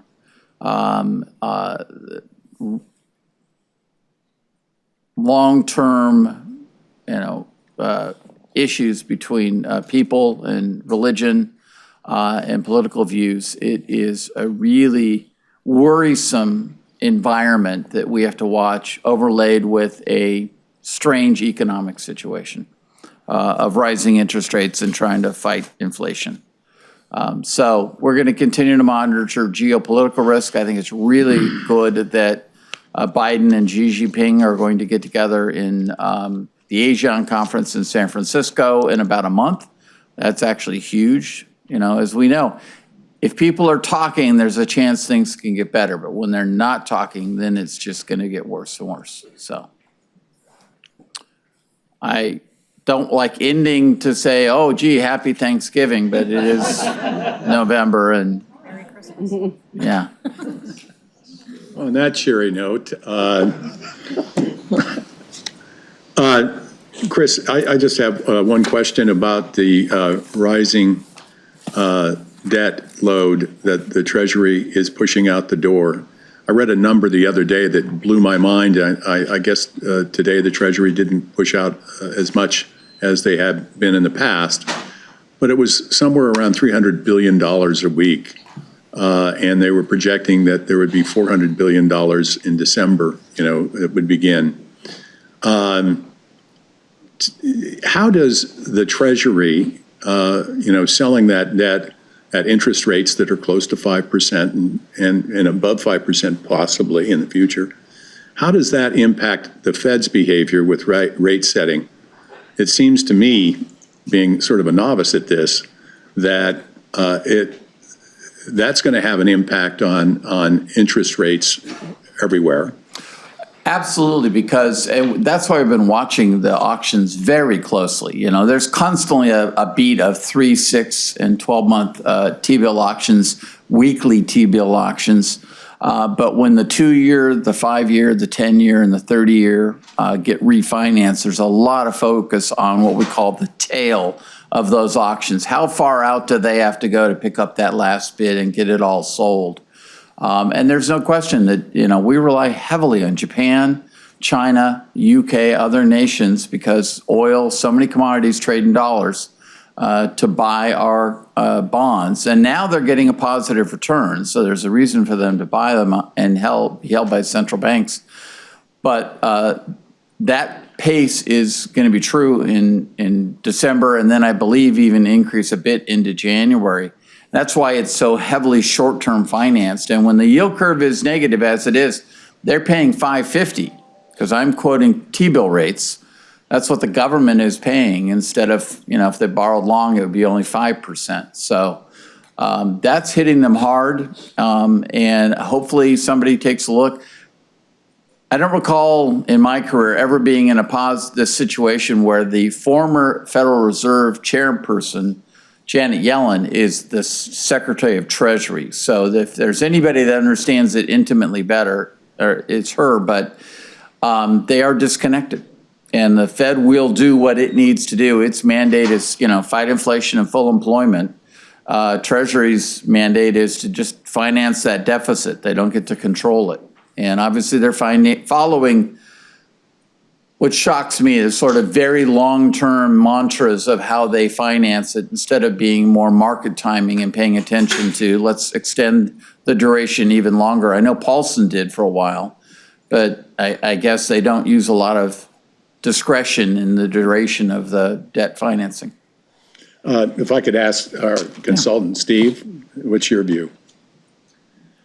Yeah, just a quick comment following on to that, as sort of refresher as well. During the pandemic, not only did the government benefit from much lower interest rates when it issued debt, but much of the debt it issued was simply purchased by the Federal Reserve. Right. And today still sits on the Federal Reserve's balance sheet. In the industry, it's called monetizing the debt. That is a huge stimulus to the economy, and that was part of the reason why savings rates were so high, and part of the reason arguably that the excess demand created at least part of the inflation that we saw. So going forward, not only does the Treasury need to continue to issue new debt to support the deficit, and those numbers are rising as interest rates rise, but the Federal Reserve not only is no longer purchasing Treasury debt, it wants to sell Treasury debt into the open marketplace. So it's likely to be a net seller of U.S. Treasuries as well, because it doesn't want to have Treasuries sit on its balance sheet for forever. So I just wanted to highlight that additional selling pressure.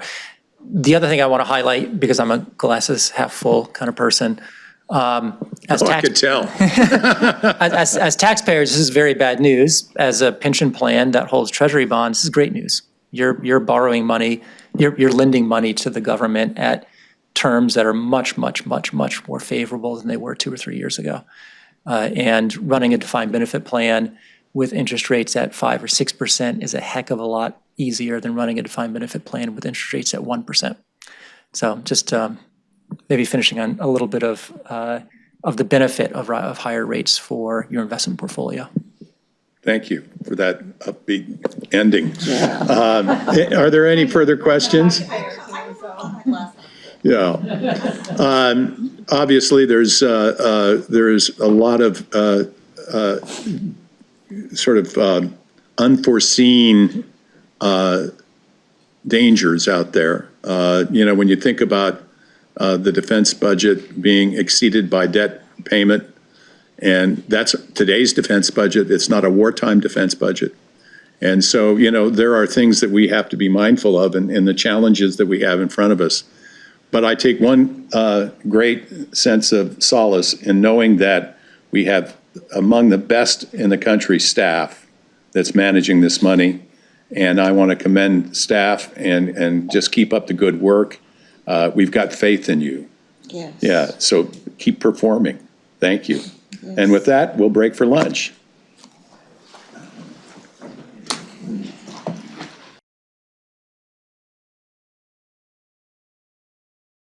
Thank you. Welcome back. We're starting just a few minutes late, but we'll be back on schedule. The next item on our agenda is item number 7, the diversity and management of investments.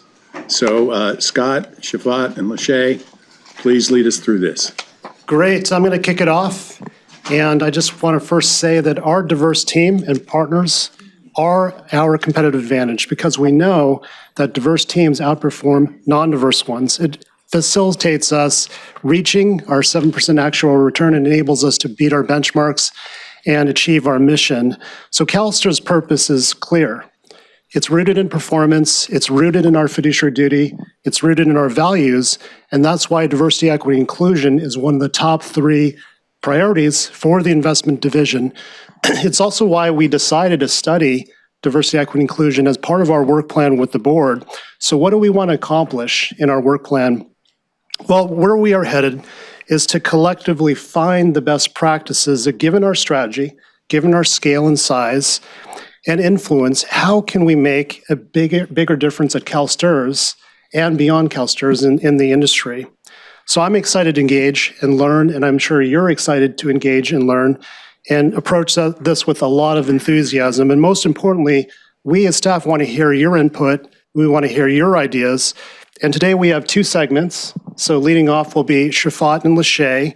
They're going to provide a brief update on our DIMI strategy, diversity in the management of investments. And second, June Kim will moderate a panel of industry experts who are going to outline the best practices currently and in the future for diversity, equity, and inclusion in our industry. Then in January, what we're going to do is bring back a panel of investment managers to share their best practices.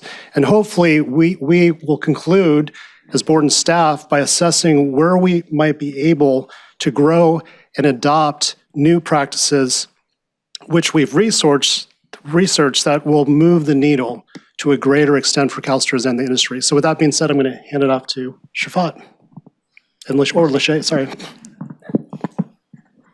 Good afternoon. CalSTRS Investments Diversity Officer. So this slide represents the 30-plus year legacy of DIMI, Diversity in the Management of Investment Strategy, starting in 1989, where we allocated capital to an emerging manager. Since then, we have applied DIMI across the total fund, including various emerging manager investments in several of our asset classes. We also had, in 2006, established a 5-year strategic plan to address integrating diversity across our total fund. And then more recently, well, not more, but maybe 10 years ago, we initiated our very first annual progress report to acknowledge and communicate all the great work that the team has done in this regards. And then to date, in 2022, we have launched a total fund DEI manager survey where all of our managers, regardless if you're emerging, diverse, or et cetera, participate in this program. Next slide, please. Thank you. So just to provide sort of an overview and a level set what the strategy encompasses to date, it consists of 3 pillars. The first is our internal investment branch, where we strive to attract diverse professionals who will drive innovation. And this is important because we believe that diversity provides better problem-solving abilities. Our second pillar is industry and portfolio company engagement. And we hope to sort of have an influence in the industry by partnering and collaborating with those in the industry on a global scale.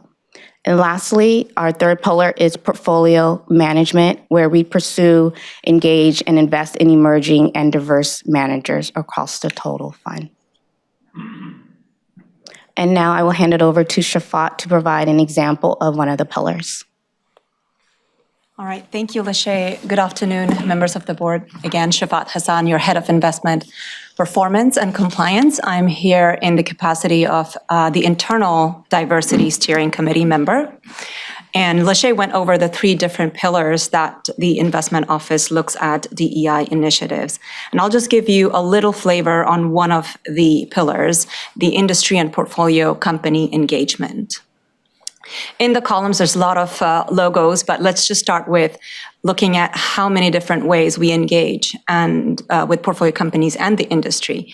Well, first off, CalSTRS, we host events throughout the year, Beyond Talk and Catalyst. These are events where we foster discussions, create thought leadership, and also provide a platform for emerging and diverse managers to meet asset owners like ourselves. We also sit on several advisory boards for different organizations. We're not only influencing, but also learning and bringing back lessons to CalSTRS. And beyond that, we also participate as panelists and keynote speakers for various conferences and discussions.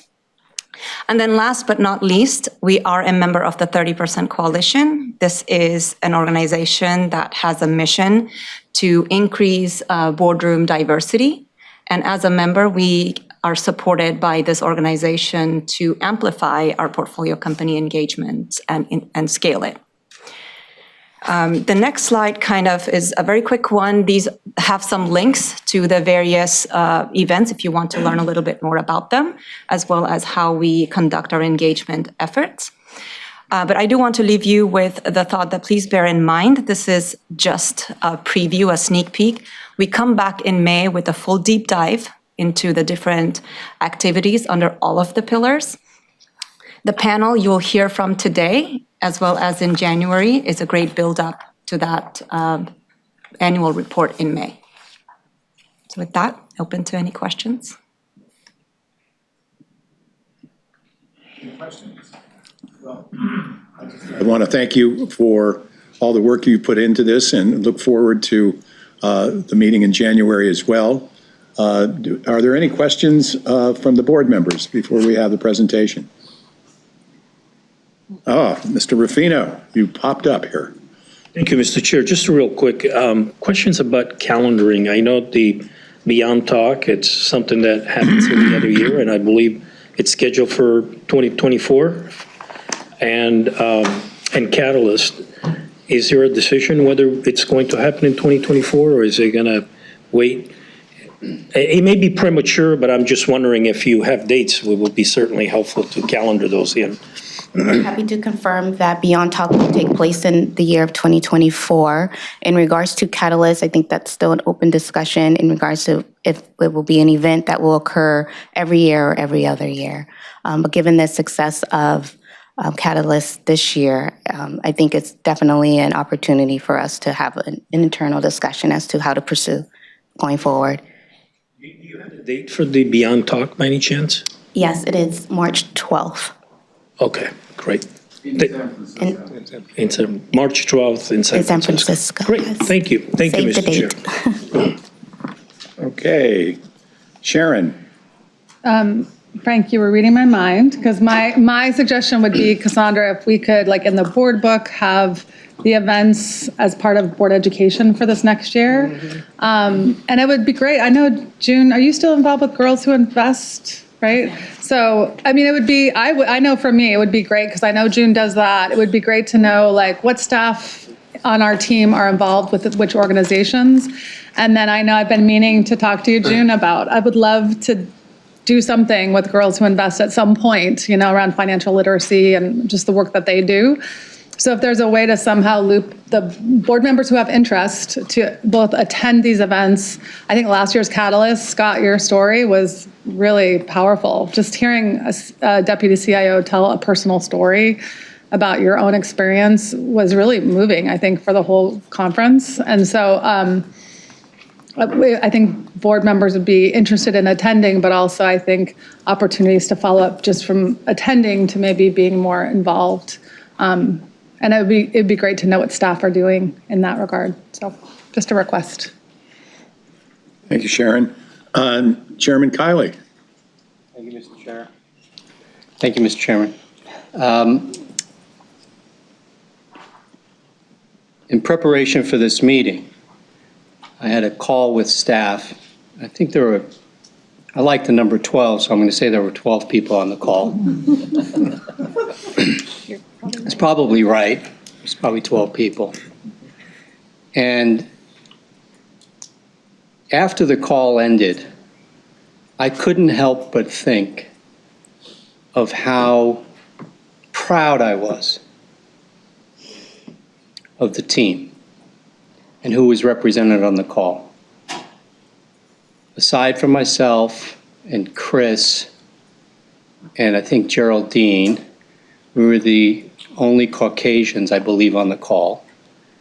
The majority of the people on the call are all in positions of authority and decision makers here at CalSTRS, the majority of whom were women.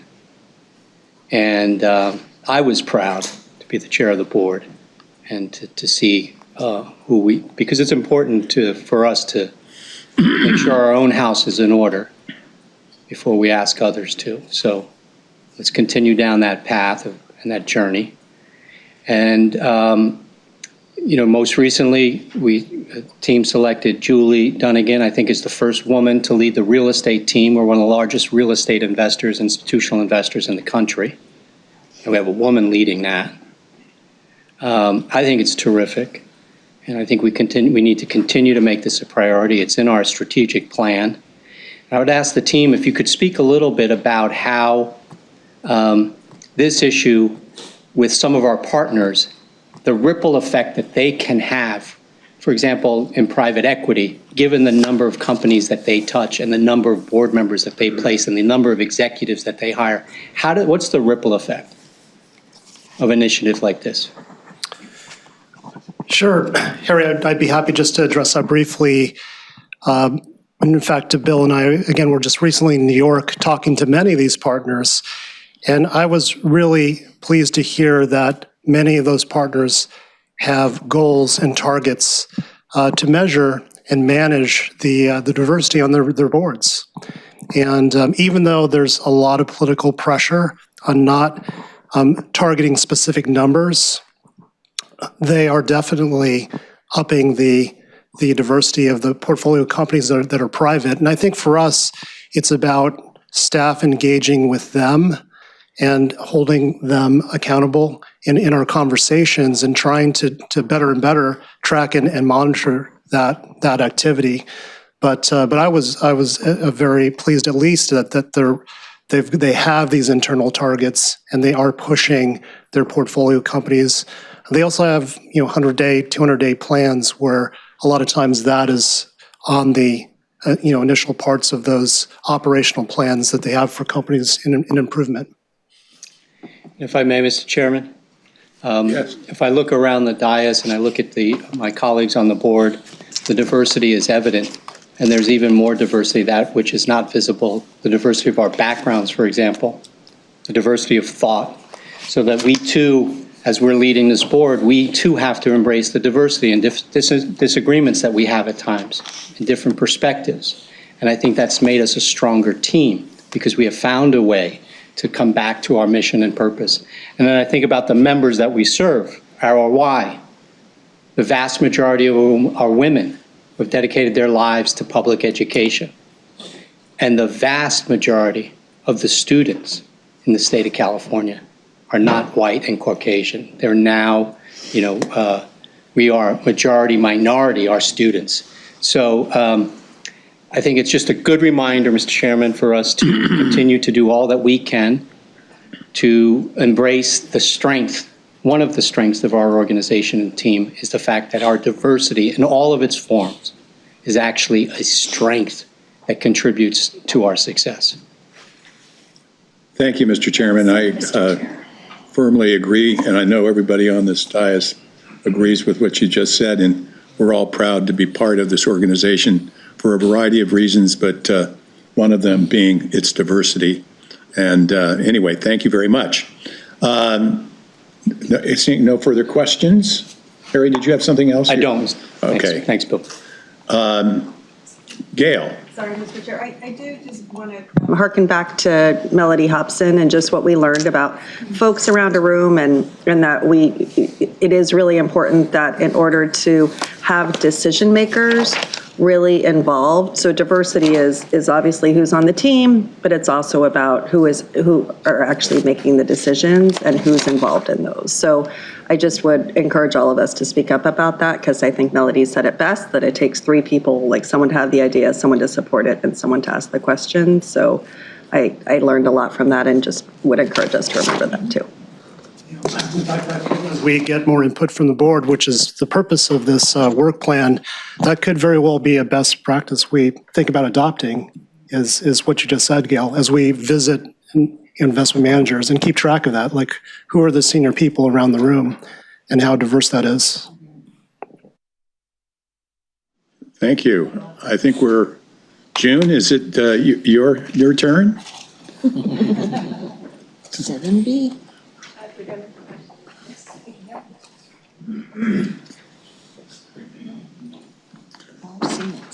Hi, June.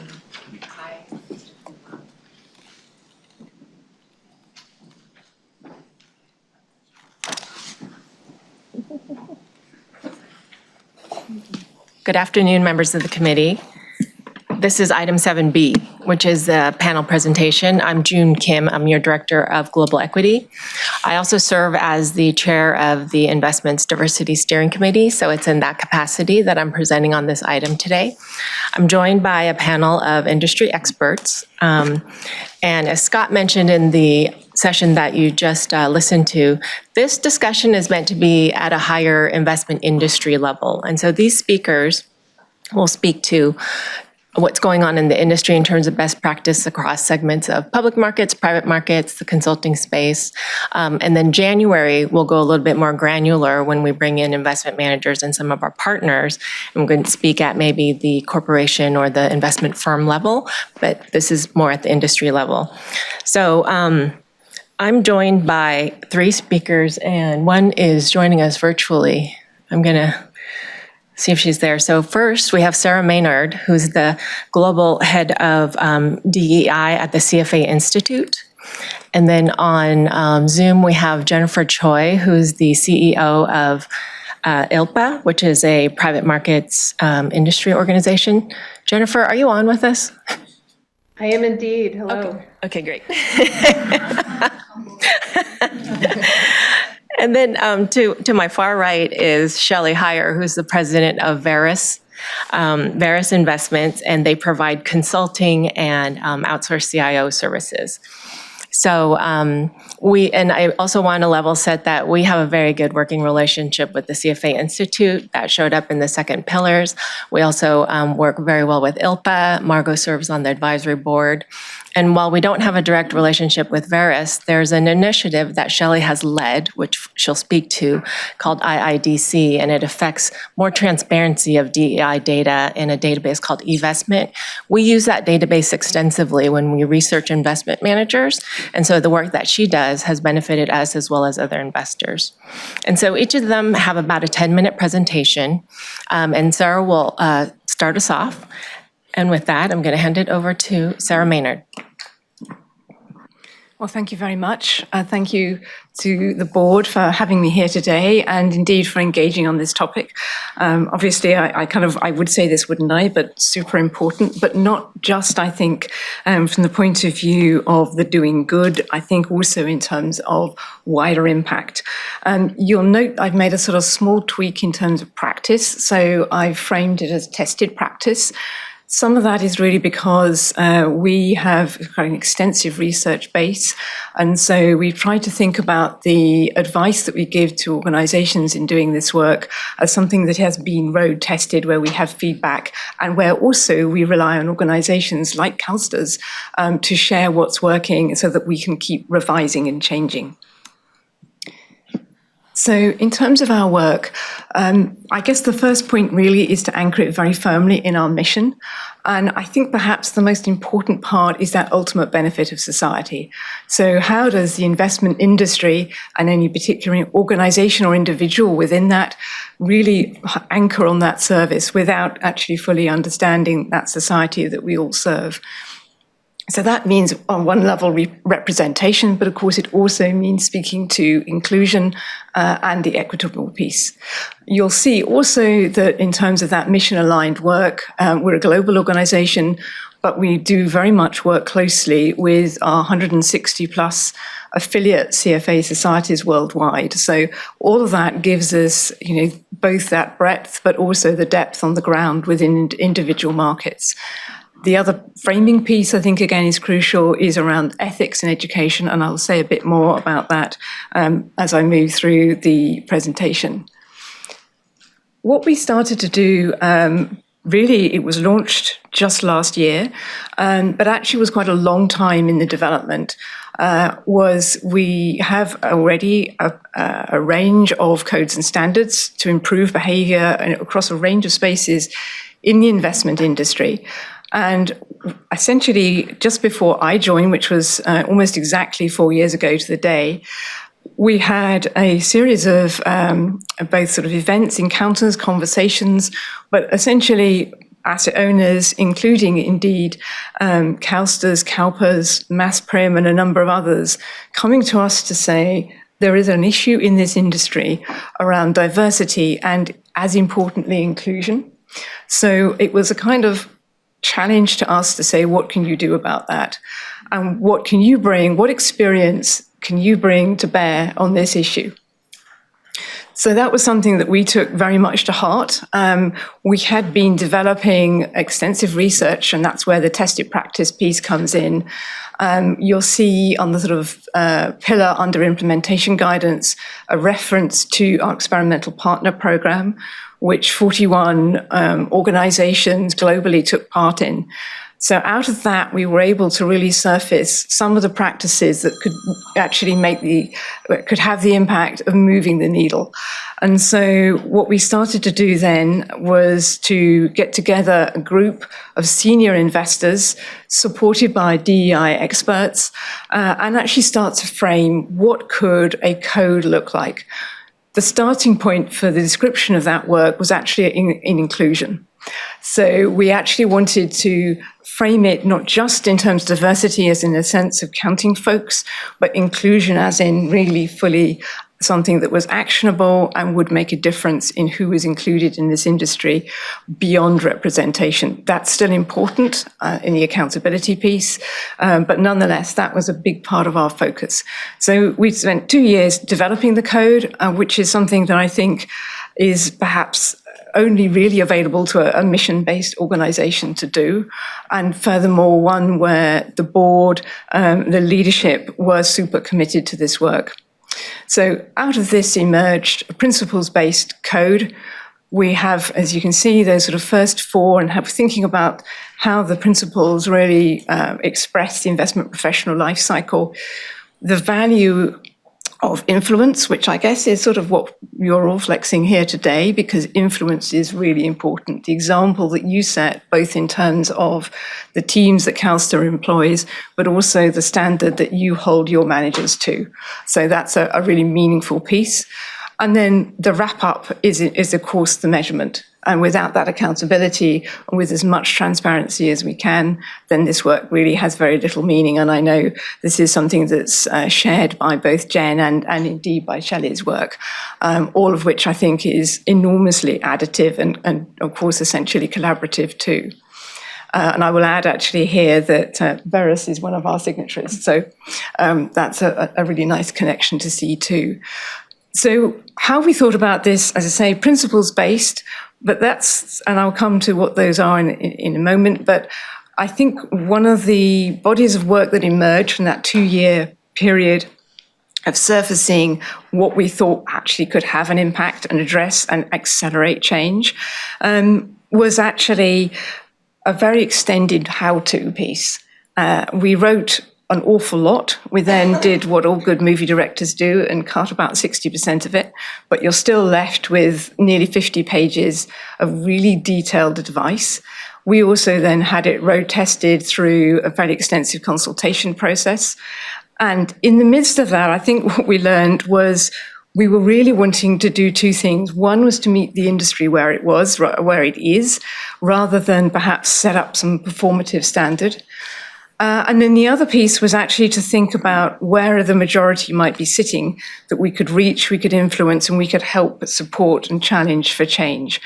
So we were thinking about, the position of the bell curve and really wanting to speak to the middle of that. So that's where the majority of organizations will typically find themselves in terms of this work. We were not going to satisfy those who will want the status quo to remain, but neither were we going to satisfy those at the activist end. So the decision of the group was really, if we irritated both ends of the spectrum, we were probably in the right place. So grit in the oyster was sort of some of the thinking behind it. And so all of these things sort of came together. We built these components, the universal principles, the how-to guidance, and a reporting mechanism which is based upon our own bespoke data management system. And then we also engaged with what were the things that we thought organizations had to commit to, otherwise they couldn't really get the work started. And that's where that foundational reporting pillar comes in. The principles themselves, and there is no particular hierarchy here, they're all equally important. And you'll see that because we've centered this in the US and in Canada, which is where we saw our first demand, and where we felt that we had, if you like, the mandate to take the work forward, we had some really deep engagement. And we also, I think, had that sense of this is where CFA Institute is headquartered. So all of those points were really important. We also had the privilege and the pleasure of working with folks in Canada, where again we have a large number of our CFA members, and I'll speak to members in a moment. But one of the things is you'll see in that point at the bottom, we really wanted to make sure that we were fully cognizant of the work that Canadian investors were expressing an interest and support in doing, and indeed increasingly a very real commitment. So we had a review of our early drafts from CFA, who leads the First Nations Financial Management Board. And that was another great way to really get in the tested practice, the ideas that were different and challenging to the industry, and spoke to what was needing to happen in Canada, as well as being purely US-centric. So it's sort of getting that balance is how we thought about it. However, I think the key point is that these principles we see as universal. They are the basis for this code becoming fully global. And as of now, we have groups working in ASEAN countries based out of Singapore. We have groups in Australia and in New Zealand, and we also have a group convening across Europe.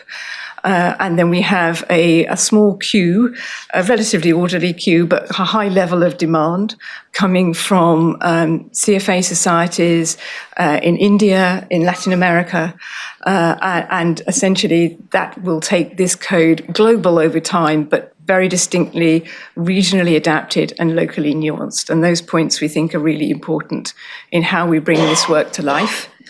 Now, I said I'd mention members. And of course, you can see our existing codes and standards, and I'm super grateful to all of those who's been involved in that infrastructure. And one of the sort of most interesting and perhaps most formative presentations that I did at an early stage was actually speaking to the folks responsible for GIPS, because performance analysts come to this kind of challenge in a different way, and that was actually a really useful interaction. So all of those sort of different pieces have come together. As I say, we have our existing codes and standards infrastructure, but we also have something that's framed for individual members, for nearly 200,000 of them globally. And what we wanted to do was say, how do we connect something that's designed for signatory organizations with the behavior of individual members? And so this is the connective tissue that we came up with, the key points being highlighted in blue. So as we think as how we move this forward, and I'll move on in a moment to the sort of tested practice kind of key points, but the motivation I think is pretty interesting and pretty important, because one of the things we wanted to understand is why are these organizations that have become signatories, why have they chosen to do so? As of today, we have 169 signatories. They are collectively responsible for AUM of 26.8 trillion. And assets under advisement in the region of 13.5 trillion. So that's, in terms of scale, starting to have quite an impact in the industry. And this is really the variations that you can see from those different signatories as to why they have wanted to engage with this work, to collaborate with us, and to really lean into what can be an area of real discomfort and challenge, to see the value in this through multiple different lenses, and this really gives you a summary of those. And I think the other crucial factor around how we think about codes and standards is indeed the behavioural change piece. And I had one of the conversations I had with one of the early authors of GIPS was remembering what the industry was like, and I am old enough to remember what it was like pre-GIPS when I was working as an investment analyst. And so one of the points that group made when we were discussing the evolution of the DEI code was this is absolutely about changing behaviour over the long term. And one of the things that CFA Institute can bring as that mission-based organization is, if you like, longevity, the ability to make a long-term commitment and to ride out the sort of peaks and troughs in interest in this area. So this is something for us that is super important. It's important at a grassroots level, and indeed it's something that we commit to for the long term. in terms of those sort of tested practice piece, we were expecting actually to have 35 organizations share their data with us in this first year, because we only launched in February of last year. We had got 57, and they were actually really keen to share even more than we asked them, which was a nice and unusual problem to have. And so this is sort of gives you a reflection of where those organizations have been positioned. And typically, we have been working with them already over a number of years. So a number of them were, for example, involved in our experimental partner program and have close collaboration of the kind that CalSTRS has, maybe not as extensive, but certainly have been working with us for a while. So what we're seeing is, if you like, this self-selected group, this is, of course, a voluntary code, have to some extent kind of outperformed the industry on this very early snapshot metric. However, this is work that we're going to be monitoring, as I say, for the long term. And what you can really see here is the many different ways in which they show up, and the areas, if you like, for development. There are definitely areas for A+, and there may be some areas for B-, channeling the education ways of grading. We don't, in fact, provide any kind of grading. We're not PRI in that sense. But what we certainly do is provide individual feedback, and we will be aggregating this data. And this is, as I say, an early snapshot for you all, which we will be developing into a more detailed report. Thank you, Sarah. Next, we're going to have Jennifer Choi present. And so if we could bring up her presentation. Thank you. And she'll be speaking about the private markets and private equity specifically too. Thanks so much, June. And thank you very much to you and Lachey and to the board for including me in the conversation today. I'm very excited to share a bit of what's happening in private markets, and specifically what are limited partner organizations like CalSTRS doing to really advance the quality of information around DEI and setting a baseline, but also measuring our progress and engaging, most importantly, and that's been a theme I know in today's discussions, most importantly, engaging with external managers in making sure that this remains top of mind in how they are deploying capital and how they are engaging their own teams, and making sure, as one of you said a few moments ago, that you've got diversity not just on the workforce, but among the decision makers who are in the room. So if we could go to the next slide, I'd love to just lay out for all of you a little bit of the context. And I believe you're familiar with ILPA, but we're a membership organization that represents exclusively asset allocators into private markets funds, so the limited partner community, about 610 institutions around the world in 55 countries. And while we are an active champion and advocate of DE&I in private markets today, like the industry, we've been on a journey. And if we, again, another theme I think in today's conversation, if we roll back the clock a little bit and we think about where did we start, I think a lot of the attention around DE&I was really sparked and catalyzed by the Me Too movement a few years ago. And if you'll recall, emphasis at that time was squarely on gender. It was on harassment. It was through a risk lens. And at the time when LPs really began to engage, and a lot of that was localized or concentrated in the venture parts of their portfolio, a lot of the discourse was around what's in my portfolio that I'm not aware of, and how do I wrap my arms around that risk, and how do I wrap my arms around bad actors and bad behaviors. And so when ILPA first leaned into this space and this dialogue, we are traditionally very focused as part of our mission on executive education for LPs, on empowerment for LPs, but also, and importantly, creating standards and templates and best practices and guidance that limited partners can use in their engagement with the general partner community. And so initially we were focused on crafting a template to capture some of these diversity metrics at the level of the manager, and also beginning to incorporate some of these questions into the due diligence questionnaire that many LPs use. But again, risk was, I think, at the fore, gender was at the fore. Over the last few years, of course, we've seen the discourse really broaden and the dialogue expand. And along with that, the nature of the questions that LPs are asking, the nature of the data that they are collecting from their general partners, including with that look through to the portfolio companies, much more not just capture of the data, but increasingly reporting of the data with an emphasis on progress. And at the same time, a growing interest among the LP community in being able to talk about diversity at the total portfolio level and not specific to any one strategy, but certainly within a strategy, being able to comment on what percentage of our AUM is managed by women, managed by diverse individuals, by diverse firms. And certainly there's been a proliferation of initiatives over the last few years, certainly since 2020, the murder of George Floyd, and what that really did to catalyze and escalate conversations around racial justice. How do we get beyond talk to real action? And how do we ensure that capital is actually being deployed differently into the markets, including in the private markets? With all of that and with that evolution, of course, there is the danger of greenwashing in the DEI space. And so I think that's increasingly a topic of concern and focus, particularly for the LPs who are most engaged in really trying to advance DEI within their own organizations and getting their own houses in order, but also in their portfolios. So certainly something that bears monitoring. But as we've kind of moved through this journey on DE&I as an industry, ILPA has tried to also advance those standards and best practices. And the specific ways in which that's taken shape have been a revision to the ILPA DEI metrics template.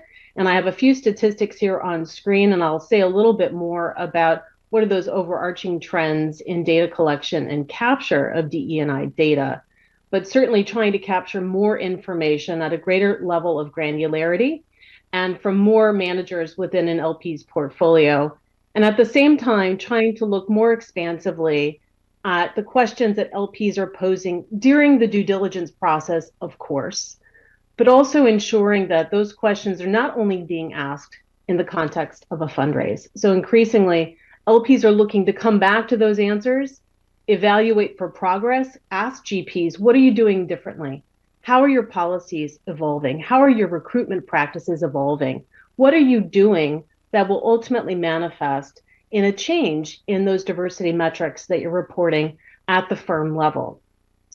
And last but not least, it's worth calling out that a lot of the energy within the ILPA membership, the LP community, but more broadly in the industry, has really been captured by our Diversity in Action initiative, which is like the code that Sarah just walked through that CFA has put together over the last few years. It's signatory based, it's focused entirely on the private markets, LPs and GPs alike. And to be a part of this work and this community of practice, you have to not just commit to doing certain things, you have to be able to demonstrate and attest that you are doing a number of very specific actions that we've laid out, because frankly, the LPs and the GPs have come to appreciate that we know what good looks like. And so as we've started to lay that out and define that, we've really been encouraged by the very warm and enthusiastic response of the industry in coming to be a part of these conversations. They come together quarterly, they participate in surveys and research studies, they share information in great detail on best practices, and it's been a wonderful source of insight for us. Just to give you a marker of how some of these standards that ILPA has released on DE&I and private markets have gained ground over the years. As of this month, the DEI metrics template has been downloaded 19,000 times. We think that's a rough proxy for pretty broad interest across the industry. And the ILPA DDQ, or due diligence questionnaire, that includes about 20 questions specific to DE&I, not ESG, DE&I, has been downloaded about 22,000 times. So if we can move to the next slide, please. So to talk a little bit more about the instrument that LPs are using to capture this information, we're really seeing an expansion of more information across more categories. With our most recent template, we included a few additional ways to capture information, including non-binary on gender, certainly more thinking on race and ethnicity, trying to think more inclusively about how definitions of race and ethnicity have evolved over the last few years. And that's something that bears continued vigilance, and thinking about diversity beyond gender and race ethnicity to include LGBTQ, veterans, and persons with disability, all of those items to be disclosed on a purely voluntary basis. And looking through all of those lenses against, at the GP level, firm ownership by economic interest, which has been a very traditional metric that's been captured for quite some time, particularly among LPs who have emerging manager programs with diversity objectives within them. Investment committee composition, which is a new metric that we added in 2021, and looking at all of the diversity metrics captured at the different levels and types of staff within the organization, as well as turnover, hiring, promotions, and departures. In addition, we added a metric focused on, or set of metrics focused on portfolio companies for the first time in 2021 to include board level diversity, as well as diversity, again, against those metrics in the teal boxes at the top for the C-suite, as well as C-suite -1. So we've seen some exceptional uptake of the template, as I indicated, over the last few years. Just to give you a flavor, in 2021, before this template was released, only about half of ILPA members, of our 600 institutional members, were requesting diversity metrics of their GPs. And to zoom out even further, McKinsey has released some data recently to give you a sense for the arc over the last 15 years. In 2008, according to McKinsey, only 3% of the GPs that they surveyed were reporting DE&I metrics to their LPs. By 2017, around the time when ILPA released our first template, only a third were reporting. As of 2021, half of GPs were reporting. The most recent data that we have on what we think are some of the reporting trends by GPs in the industry are from Lennox Park. Lennox Park, if you're not familiar, is a data consultant that captures DEI metrics across all strategies, not just private markets. And they do so in a holistic way, in a very passive way, where GPs can upload their data. Any LP using the platform can download a benchmark report. Per Lennox Park in 2019, 43% of managers were submitting completed requests from LPs to provide this data. In 2023, 77% were providing complete submissions in line with the data that the LPs were requesting. If we can move to the next slide, please. So I've tried to give you a little bit of a sense for the arc of DEI data collection and LP practices over the last few years and how the GPs have responded in kind. But to spend a little bit of time on LP practices in greater detail, for the LPs that really care about DE&I, that I would say are engaged in data collection more so than their peers, what are they focused on? By and large, they're focused first and foremost on gender data of the investment staff of their GPs. That is not surprising. It's some of the easiest data to capture for lots of different reasons. But they are also capturing information on the diversity of the ownership of the management company, the ethnicity and diversity of the investment staff of the GP, to a lesser degree, beginning to capture some of that information on portfolio company board level diversity. But what are they doing with it? And again, I think it's important to reinforce that this is not data captured against any sort of a hard and concrete and rigid expectation of a minimum level of diversity. This is about setting a baseline and coming back to it periodically and consistently to assess progress on the part of the manager. 37% have told us that they expect to revisit the quality of diversity over the life of their relationship with the fund. They're collecting it in the context of an overall ESG assessment. They're considering it in the context, and this is very important, context of a decision to re-up. And I would say this data is a little bit old. It's a couple of years old. And I think this would certainly be a higher figure if I had something as of November 2023.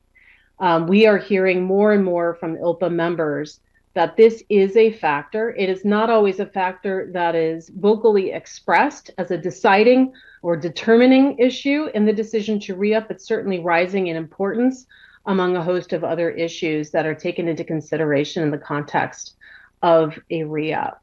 If we can move to the next slide, please. And I think this also points to the fact that LPs are taking into consideration a broad array of factors. And this gets to the E and the I. And there's another letter I'd add to that in the B. I believe Sarah referenced belonging as something else that should be part of the equation. But this is reflected in the questions that LPs are posing during due diligence. And again, looking for indications, signals that GPs are doing the sorts of things in their policies and practices that would encourage not just higher numbers from an overall diversity snapshot perspective, but also the kinds of things that would ensure those diverse individuals, that diverse talent brought into the organization will stay, will thrive, will advance, will grow, will attract others to that organization over the long term. So going beyond just DEI policies to looking also at things like parental leave, equitable pay and pay equity studies, employee engagement, ERGs, training on bias and inclusion, board level diversity, as mentioned, the governance structure for how DE&I is taken into account. Are leaders within the organization fully bought into, included in, and driving those decisions around how DE&I is integrated into the firm, its operations, and its strategy? Can we look at the next slide, please? Next slide, please. And to give you just a quick snapshot, not to go through the details here, in 2021, ILPA produced an ESG assessment framework of which there's a specific subset of factors focused on DE&I and looking at it through the prism of maturity. Are these things not present at all? When looking at a manager, are they developing in these areas? Are they intermediate, so more or less tracking to the median of practices across the industry or their peer cohort? Or are they advanced? Are they leading? Are they well ahead of their peers? And how they are executing on things such as policies, governance, diversity metrics and their capture of metrics at the portfolio company level, recruiting and employee engagement. Next slide, please. And just to wrap up on what LPs are doing, and I'm certainly happy to take questions if there are any. The majority of LPs are still focusing primarily on asking these questions during the fundraising process, during diligence. Increasingly, they are also trying to do this on an annualized or biannual basis. And we're currently developing a tool to support them in doing that. So not just capturing the metrics within the template, but also coming back and revisiting those areas that really stand out on a qualitative basis during the course of the diligence. The other thing that's worth calling out, and we'll wrap up with a statistic on this, is how are allocators defining diverse in the context of how they are reporting their own progress to external stakeholders. And those definitions are evolving as well. If we could move to the next slide. There's a broad array of ways in which LPs are talking about diversity within their own organizations and within their portfolios. Certainly, an increasing number are looking at what they can say about what they've done with their own investment teams internally, because that nothing speaks more robustly to consistency and integrity than being able to talk about not only what's in your portfolio, but who is on your own team making those investment decisions. But on the side of the GPs, being able to talk about total workforce, but more importantly, partners and the investment committee. So getting beyond what has been the conventional metric reported by GPs, which is ownership. And at the portfolio company level, certainly sharing out what the composition of the board looks like, whether that's through a gender lens or a more broader definition of diversity. And just to wrap up on that point around how LPs are defining diversity in the context of their portfolios, to the next slide. The definitions around diverse managers are evolving. Again, if I were to ask this question today, the data on the slide is slightly dated. If I were to ask it in November 2023, numbers might skew even a little bit more to the left, which is no longer is it solely diverse equates to 51% or greater ownership of the firm.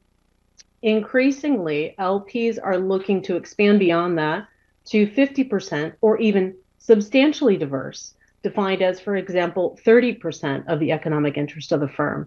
So this is compelling for at least the reason that it means that there are more managers who can find their way into LP portfolios, and they're no longer subject to perhaps a very rigid floor that allows them to participate in some of these programs. So with that, very happy to take any questions when we get to that portion of the panel, but thank you so much for allowing me to share some thoughts today.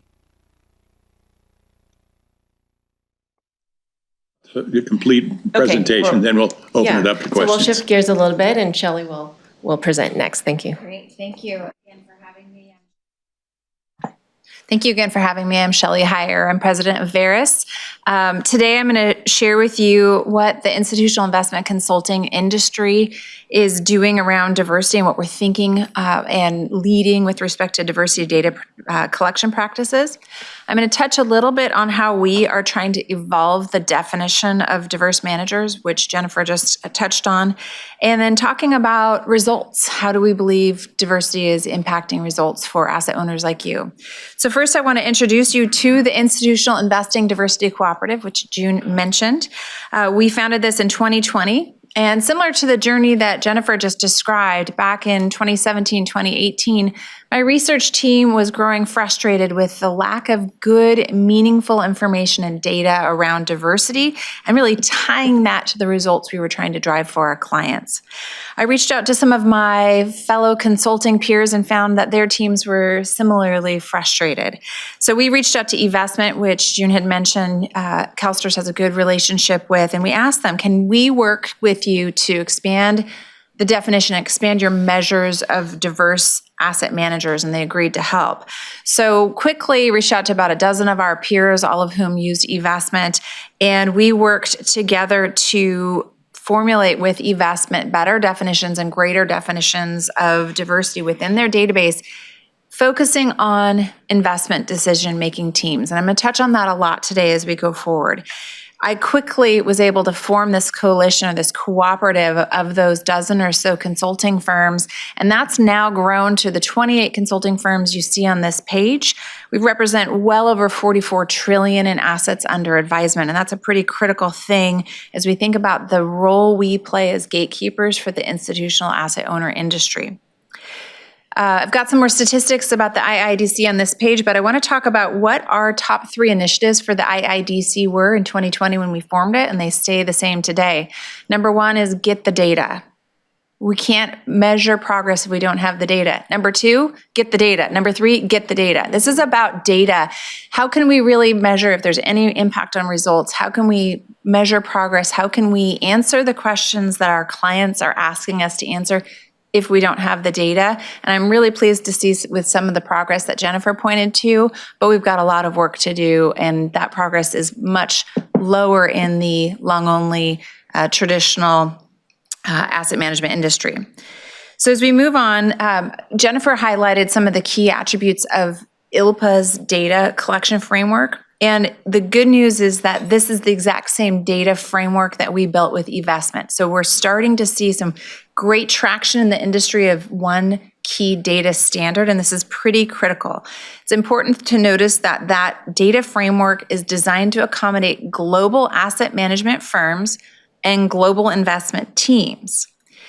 This is pretty important. It's not regionally biased for us as U.S. investors to define what that definition or how that framework for data is. It's for us as U.S. investors to use that, our U.S. lens, to interpret the data. So we've designed a data framework that has no regional bias, and the user should use their own regional determinants to evaluate that data. I've mentioned already once the data collection at the investment team level was the primary focus for the IIDC.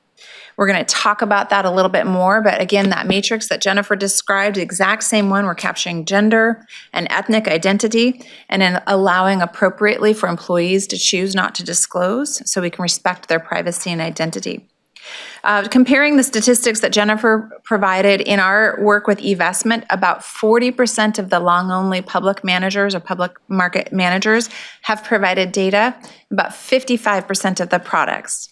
And this is they've provided data at the investment team level at least once since we launched this in 2020. So we've got some room to grow or some work to do with respect to population of data, but coming from zero at the investment team level in 2020, that's a pretty good step of progress. And I think it's been really beneficial to us as consultants and to folks like CalSTRS as asset owners to be able to evaluate where are we starting from in our database, in our client set. So I've mentioned the importance of investment team diversity. This was a critical catalyst for the IIDC, a critical catalyst for Veris as we launched it. We don't believe there's a strong tie between a firm's ownership and the alpha the investment team generates.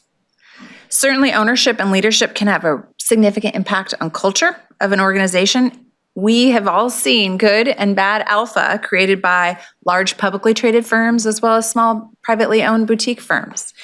So while we believe that broadening diversity of our industry is going to have a tremendous societal benefit, we also believe it can have a significant economic benefit to our clients. And that's pretty important to us as consultants fulfilling our fiduciary duty for our clients. So while ownership is definitely easy to measure and verify, the better measure of diversity, in our opinion, is that of the investment team. First, as I mentioned here on the slide, the investment team are directly deriving those investment results.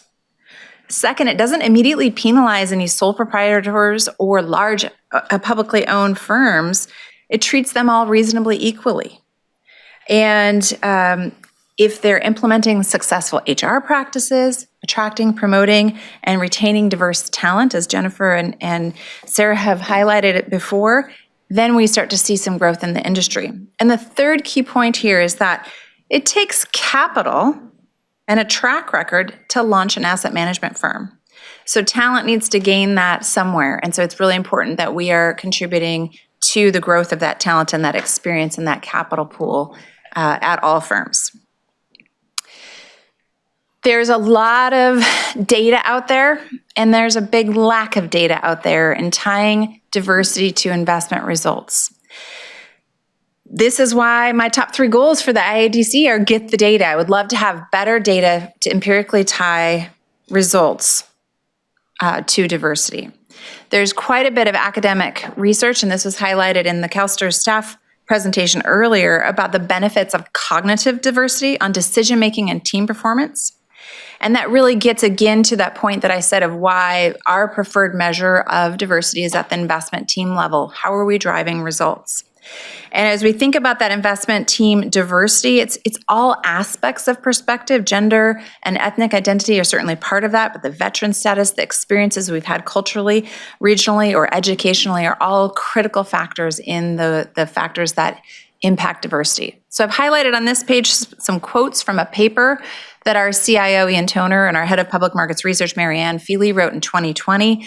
The source is at the bottom if you'd like to see it, and there's a number of research studies about the benefits of cognitive diversity. I'm sure you've seen many of those.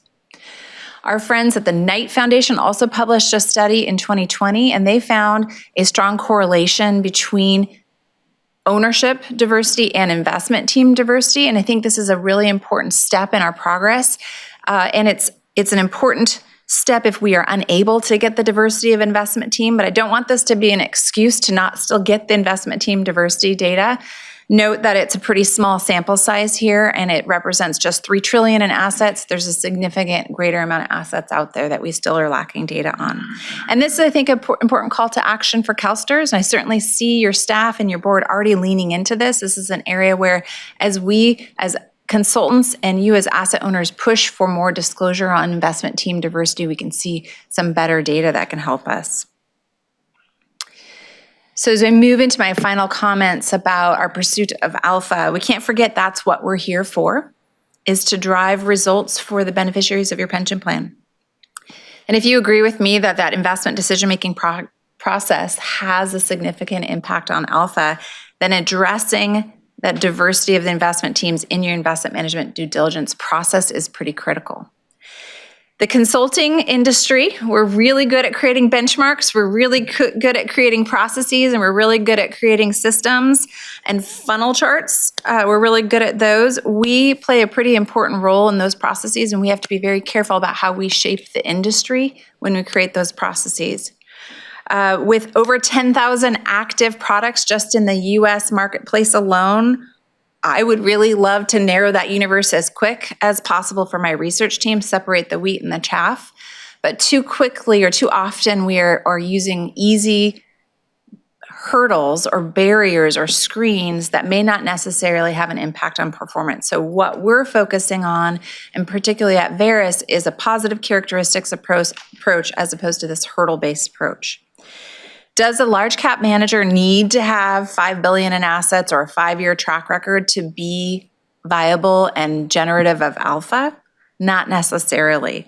As we think about this, there's no academic support for the level of assets a firm has relationship to the performance. In fact, sometimes the opposite is true, is that small mover or that inefficient market theory can be deployed with smaller levels of assets under management. So as we think about what are we trying to do when I set a screen for $5 billion in assets under management, this is more of a risk control. Are there other questions that my team can ask to ensure that the risks are appropriately managed before we recommend that manager to an asset owner like CalSTRS? So looking for, do they have the right trading platforms? Do they have an outsourced back office? Do they have sufficient revenue or capital to sustain operations through a downturn in the markets? So looking for the positive characteristics as opposed to setting unnecessary hurdles. On track record, this is a really easy screen because we all like to divide up or assume that there's some sort of relationship with past alpha and future alpha.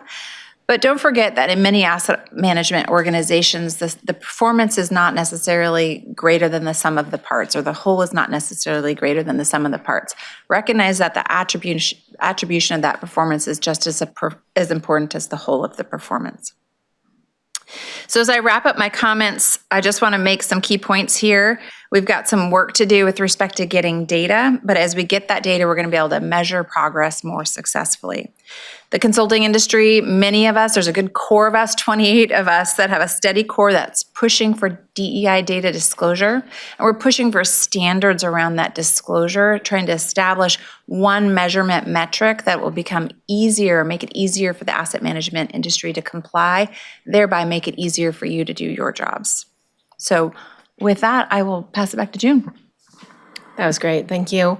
One comment I wanted to make on Shelley's last slide is basically she's saying, let's broaden the lens, because how do you define success? Many times as investors, we look at track records backwards looking, right? Or how much assets do they have? But are those is that the clincher for success, guaranteeing success going forward? Not necessarily. And so if we broaden the lens and perhaps bring in other diverse characteristics, that could potentially be a positive alpha generator for us as investors.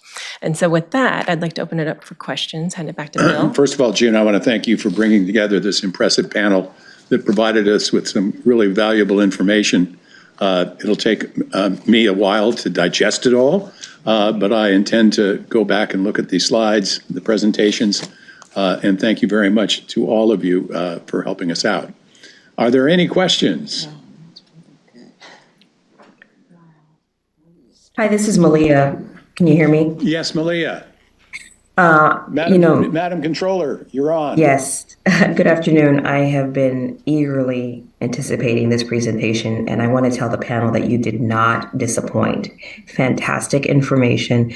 And I join you, Bill. It will take a little bit of time to go through the slides again and just to process everything, but just phenomenal. I feel like you have quantified what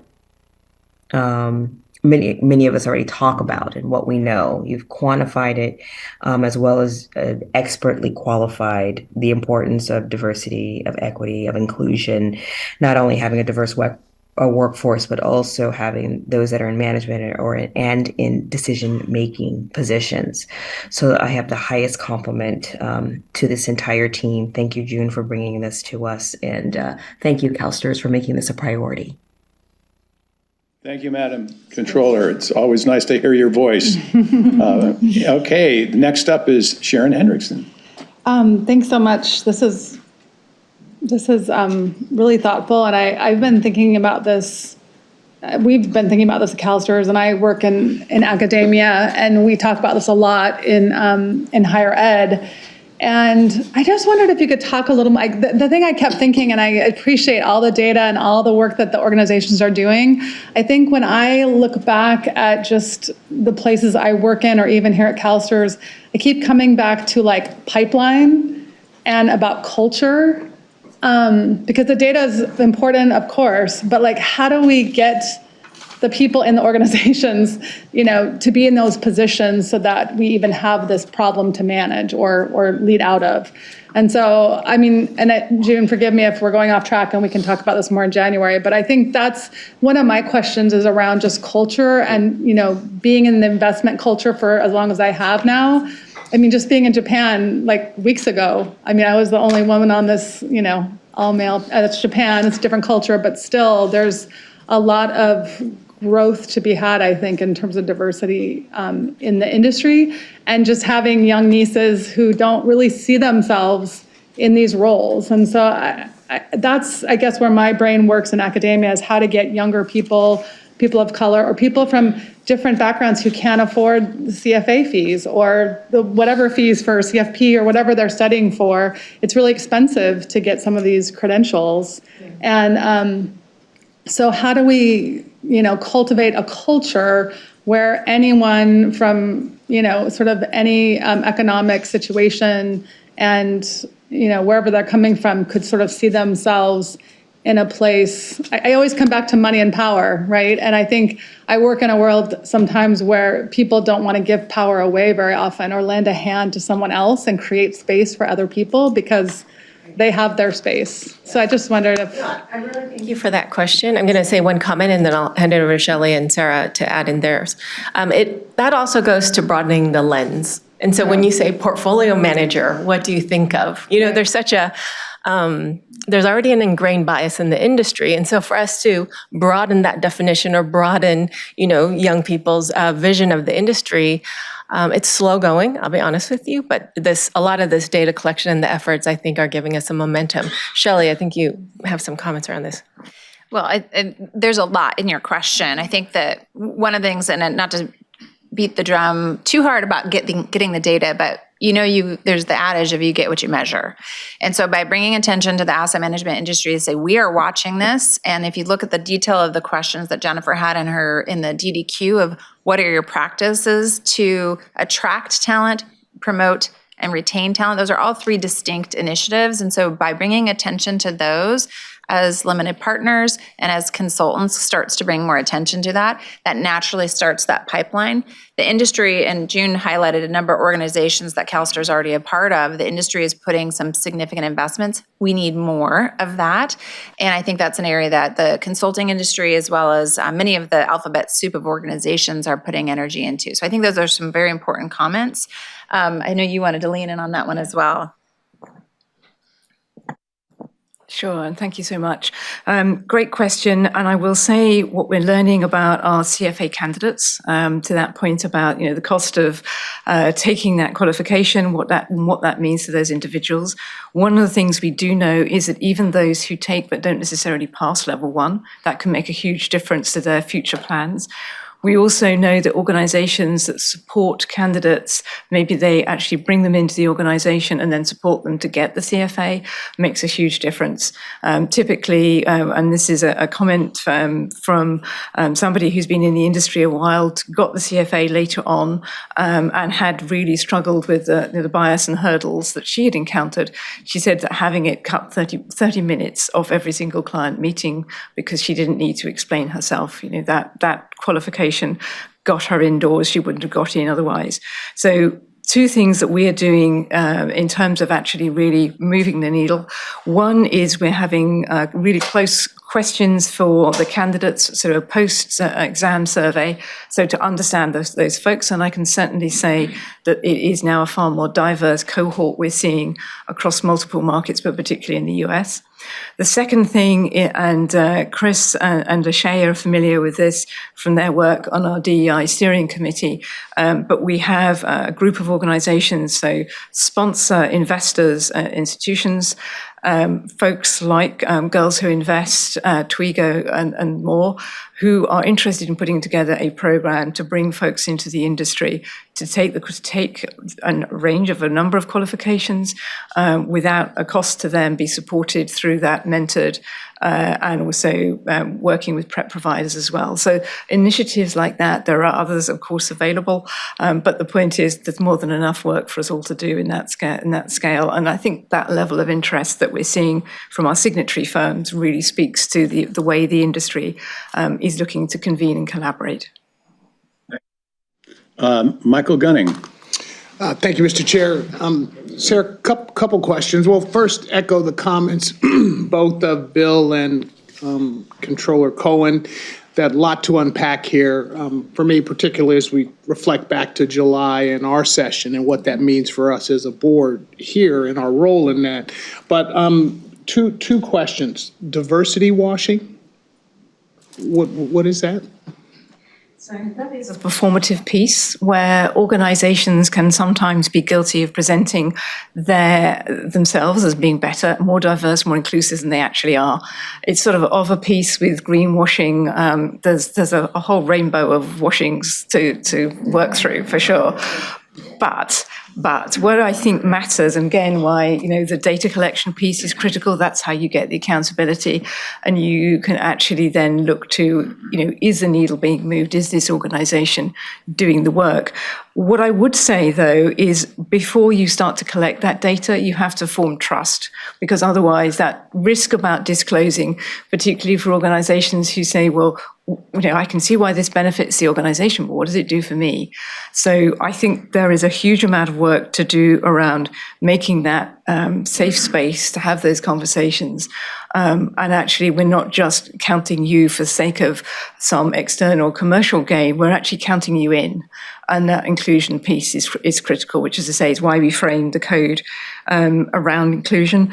The other piece I just add, and I mentioned that this is a code that's been created by investment professionals, is actually utilizing that enormous ability that you have on investment teams in terms of complex problem solving, to bring it to this is what has been a particularly intractable, if I can say it, issue for wider society and for this industry. So bringing your best brains, minds, and capabilities to bear is what we think will move the needle.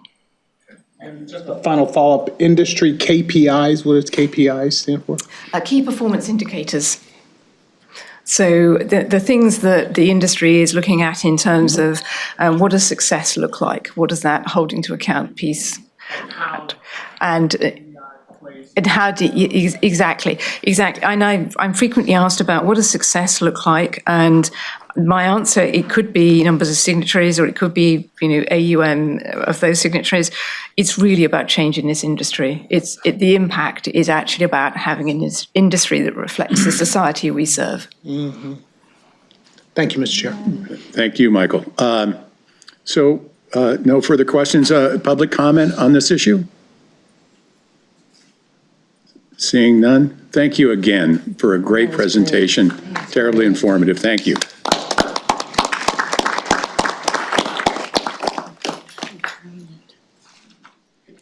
Okay, the next matter is item number 8, special mandates report from our Makita team.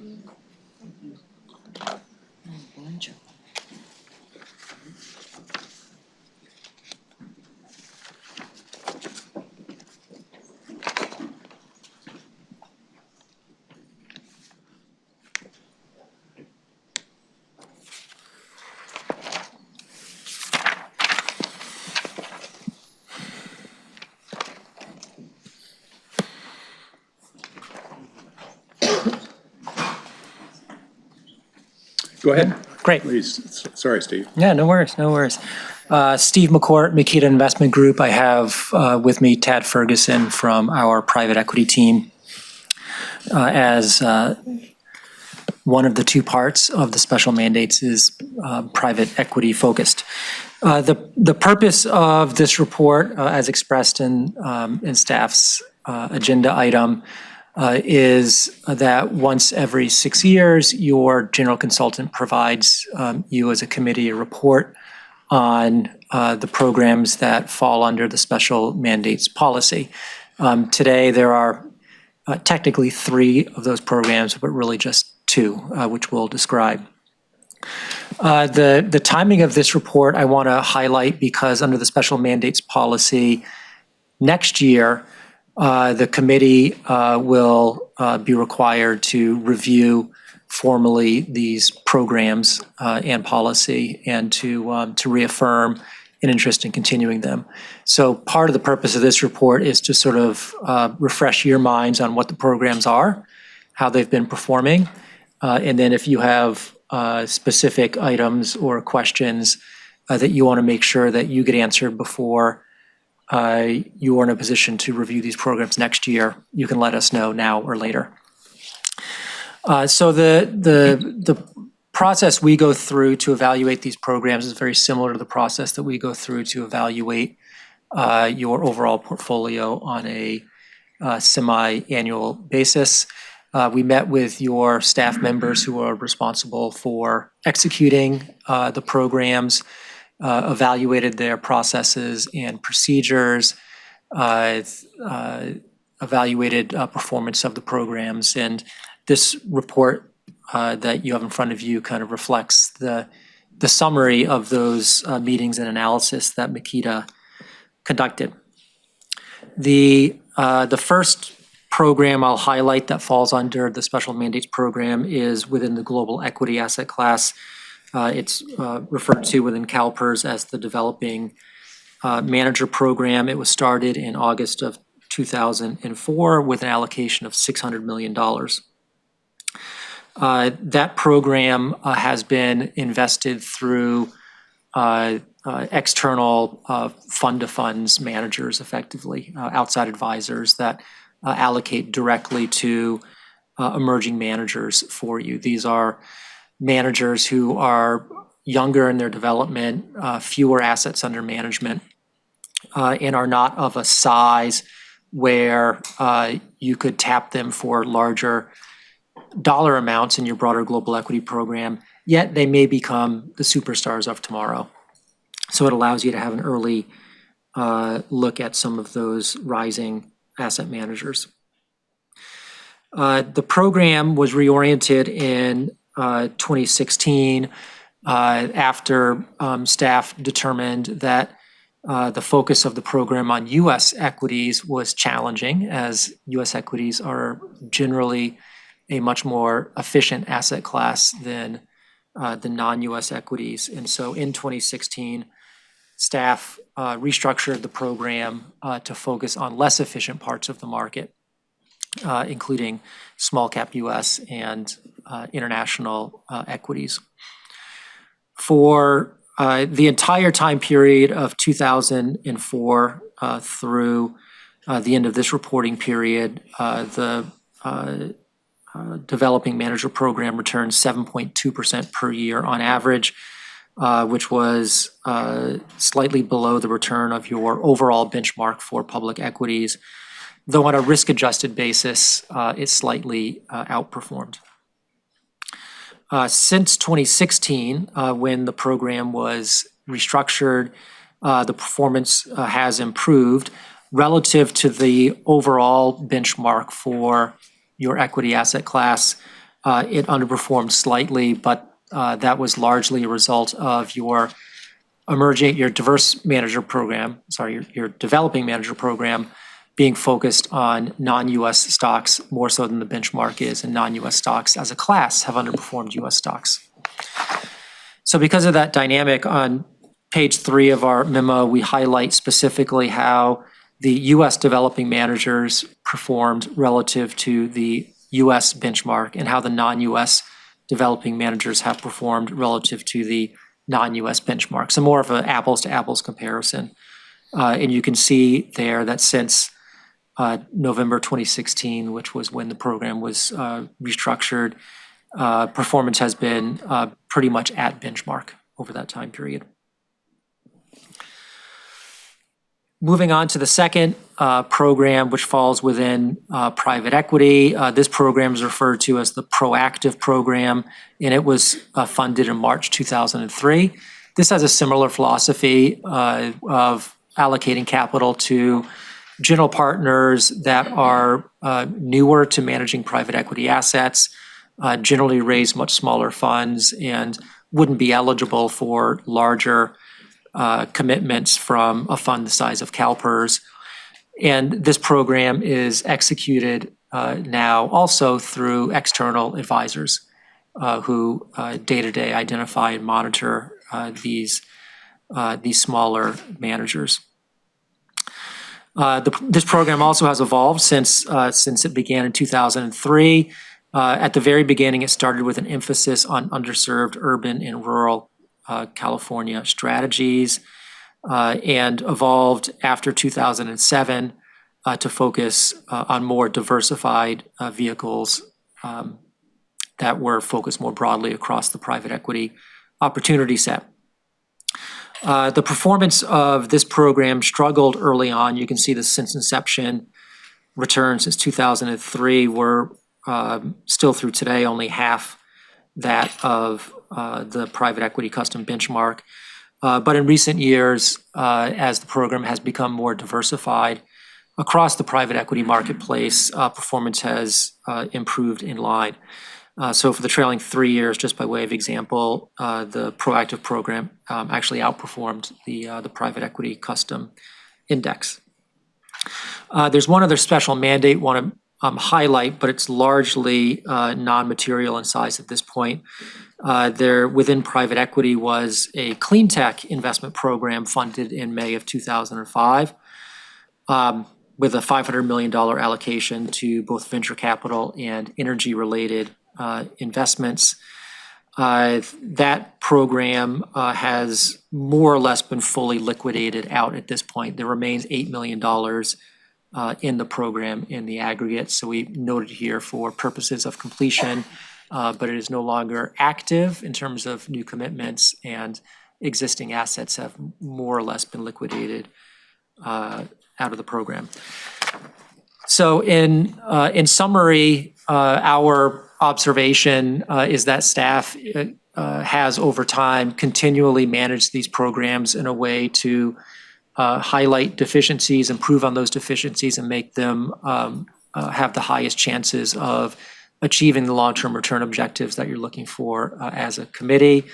We, after reviewing the processes with staff, have no specific recommendations for you for changes to these programs. So this is being presented as simply an informational report at this time. With that'll finish our report. We're happy to answer any questions. Thank you. Thank you, Steve. Thank you, Tad. Any questions? Sharon? I have more just a logistics question. So we haven't heard a report from this in 6 years, you said, right? Correct. And so is there a schedule? Do we anticipate in 6 years we'll have another report on this, or what's yeah, so well, I shouldn't say I haven't heard a report in 6 years. These are reported on by the CIO and CIO reports. They're encompassed within Makita's semi-annual presentations. These specific reports that are focused on special mandates will be coming to you every 3 years. And the way the policy is currently structured, you as a committee are required to review and reaffirm the programs once every 6 years. And so that 6-year mark is 2024. Thank you. That's helpful to get the context. I appreciate it. Yep. I think I got that right. You can correct me. Yeah. And the special mandates is a component in the semi-annual private equity report that gets presented. So. Great. No further questions? Again, thank you guys. Appreciate it. Okay, moving on. Items number 9 and 10. 9 is the approval of the minutes, and 10 is the consent agenda. Both of them are on consent agenda. It's the GIPS performance report. Anybody want to withdraw the approval of any of those? 9, excuse me. No, it isn't. Oh, wait a minute. It's, approval of minutes. Approval of minutes. Move. No objection? Yeah. With consent, I think we've approved it, to be particular about it. Thank you. Okay, information items, review of information requests. Steve? Yeah, so I picked up two. The first one on item 5 was the committee directed staff to very specifically and appropriately define the board oversight role in the future proposed policy revisions surrounding liquidity management. And on item 7A, there was a request to keep the committee apprised of staff participation in industry and portfolio company engagement events. Great, thank you, Steve. Item number 12 is the draft agenda for the next committee meeting. Any changes to that? Any suggestions? Chairman Kiley? No, I'm going to wait till the end of the meeting. Okay. I want to. Okay, yeah, Thank you. okay, thanks. Thanks, Bill. No changes? Okay. Does Chris have any? Do you have any changes, Mr. Ailman? No, sir. Well, that looks like that's done. Mr. Kiley, Chairman Kiley asked me to provide him an opportunity to share with you a very heartfelt and I think quite relevant comment today, given the fact that we've talked about culture and why we're here and all of those things. Why do we serve? And so I'm going to give it to you, Harry. Thanks very much, Bill. I appreciate the opportunity. Danielle, if we could pull up the slide.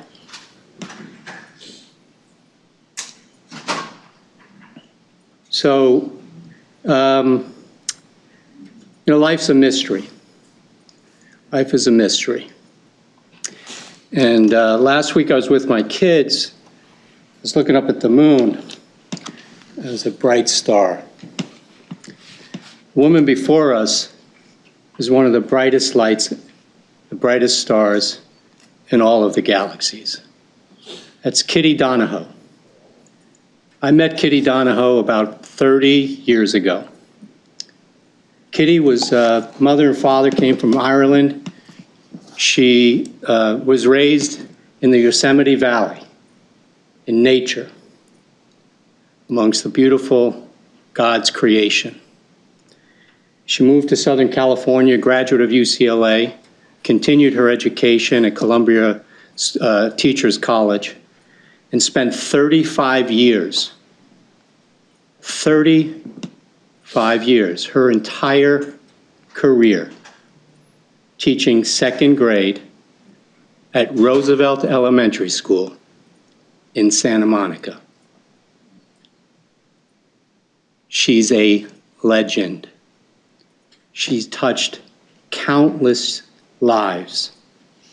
She taught children about the important values of kindness, the love of reading and writing. She was a poet, a great artist. She taught my daughter, Sarah. When I was president of the union and we were in a struggle, we always brought Kitty to the school board meetings because who could say no to Kitty? Kitty Mary Donahoe. In the spring of 2023, Sarah said to me, "Father, I need to do community service to graduate from middle school. Do you think Miss Donahoe will allow me to volunteer in a classroom?" I said, "I know she would. She'll love it." And in May, I saw Kitty in the parking lot picking up Sarah from school. That same smile. She was a beacon of light. I said to myself, she doesn't look that great. She was super excited about her pending retirement. She published her book in May, To Teach a Dragonfly How to Ride a Dragonfly, her lifelong dream. 10 years ago, she met the love of her life. In June, she retired. The day after she retired, Kitty was diagnosed with ovarian cancer. 3 months later, she transitioned. Kitty would not want us to be sad. She would want us to be joy-filled, to celebrate life, to celebrate each other. It's with a great honor that we remember. I only adjourned one meeting in honor of Loretta Tottenberg. Kitty is deserving of a moment where we honor her. She taught for 35 years. she may not have ever received her first pension check.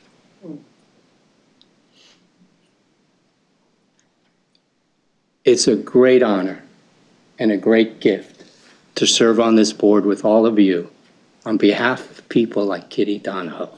May we never forget who we served and why we're here.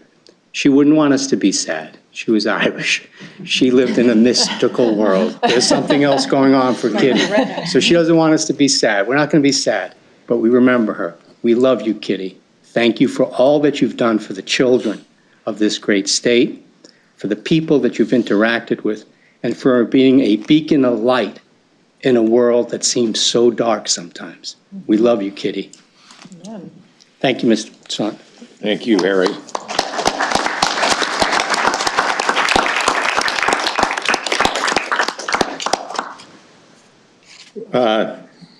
I think that closes the open session. We can move after a short break. Let's come back, let's say at 2:45. And do you think that we should have the closed session in this room? Would that be preferable? Yes, okay, well, 2:45 back here. Thank you.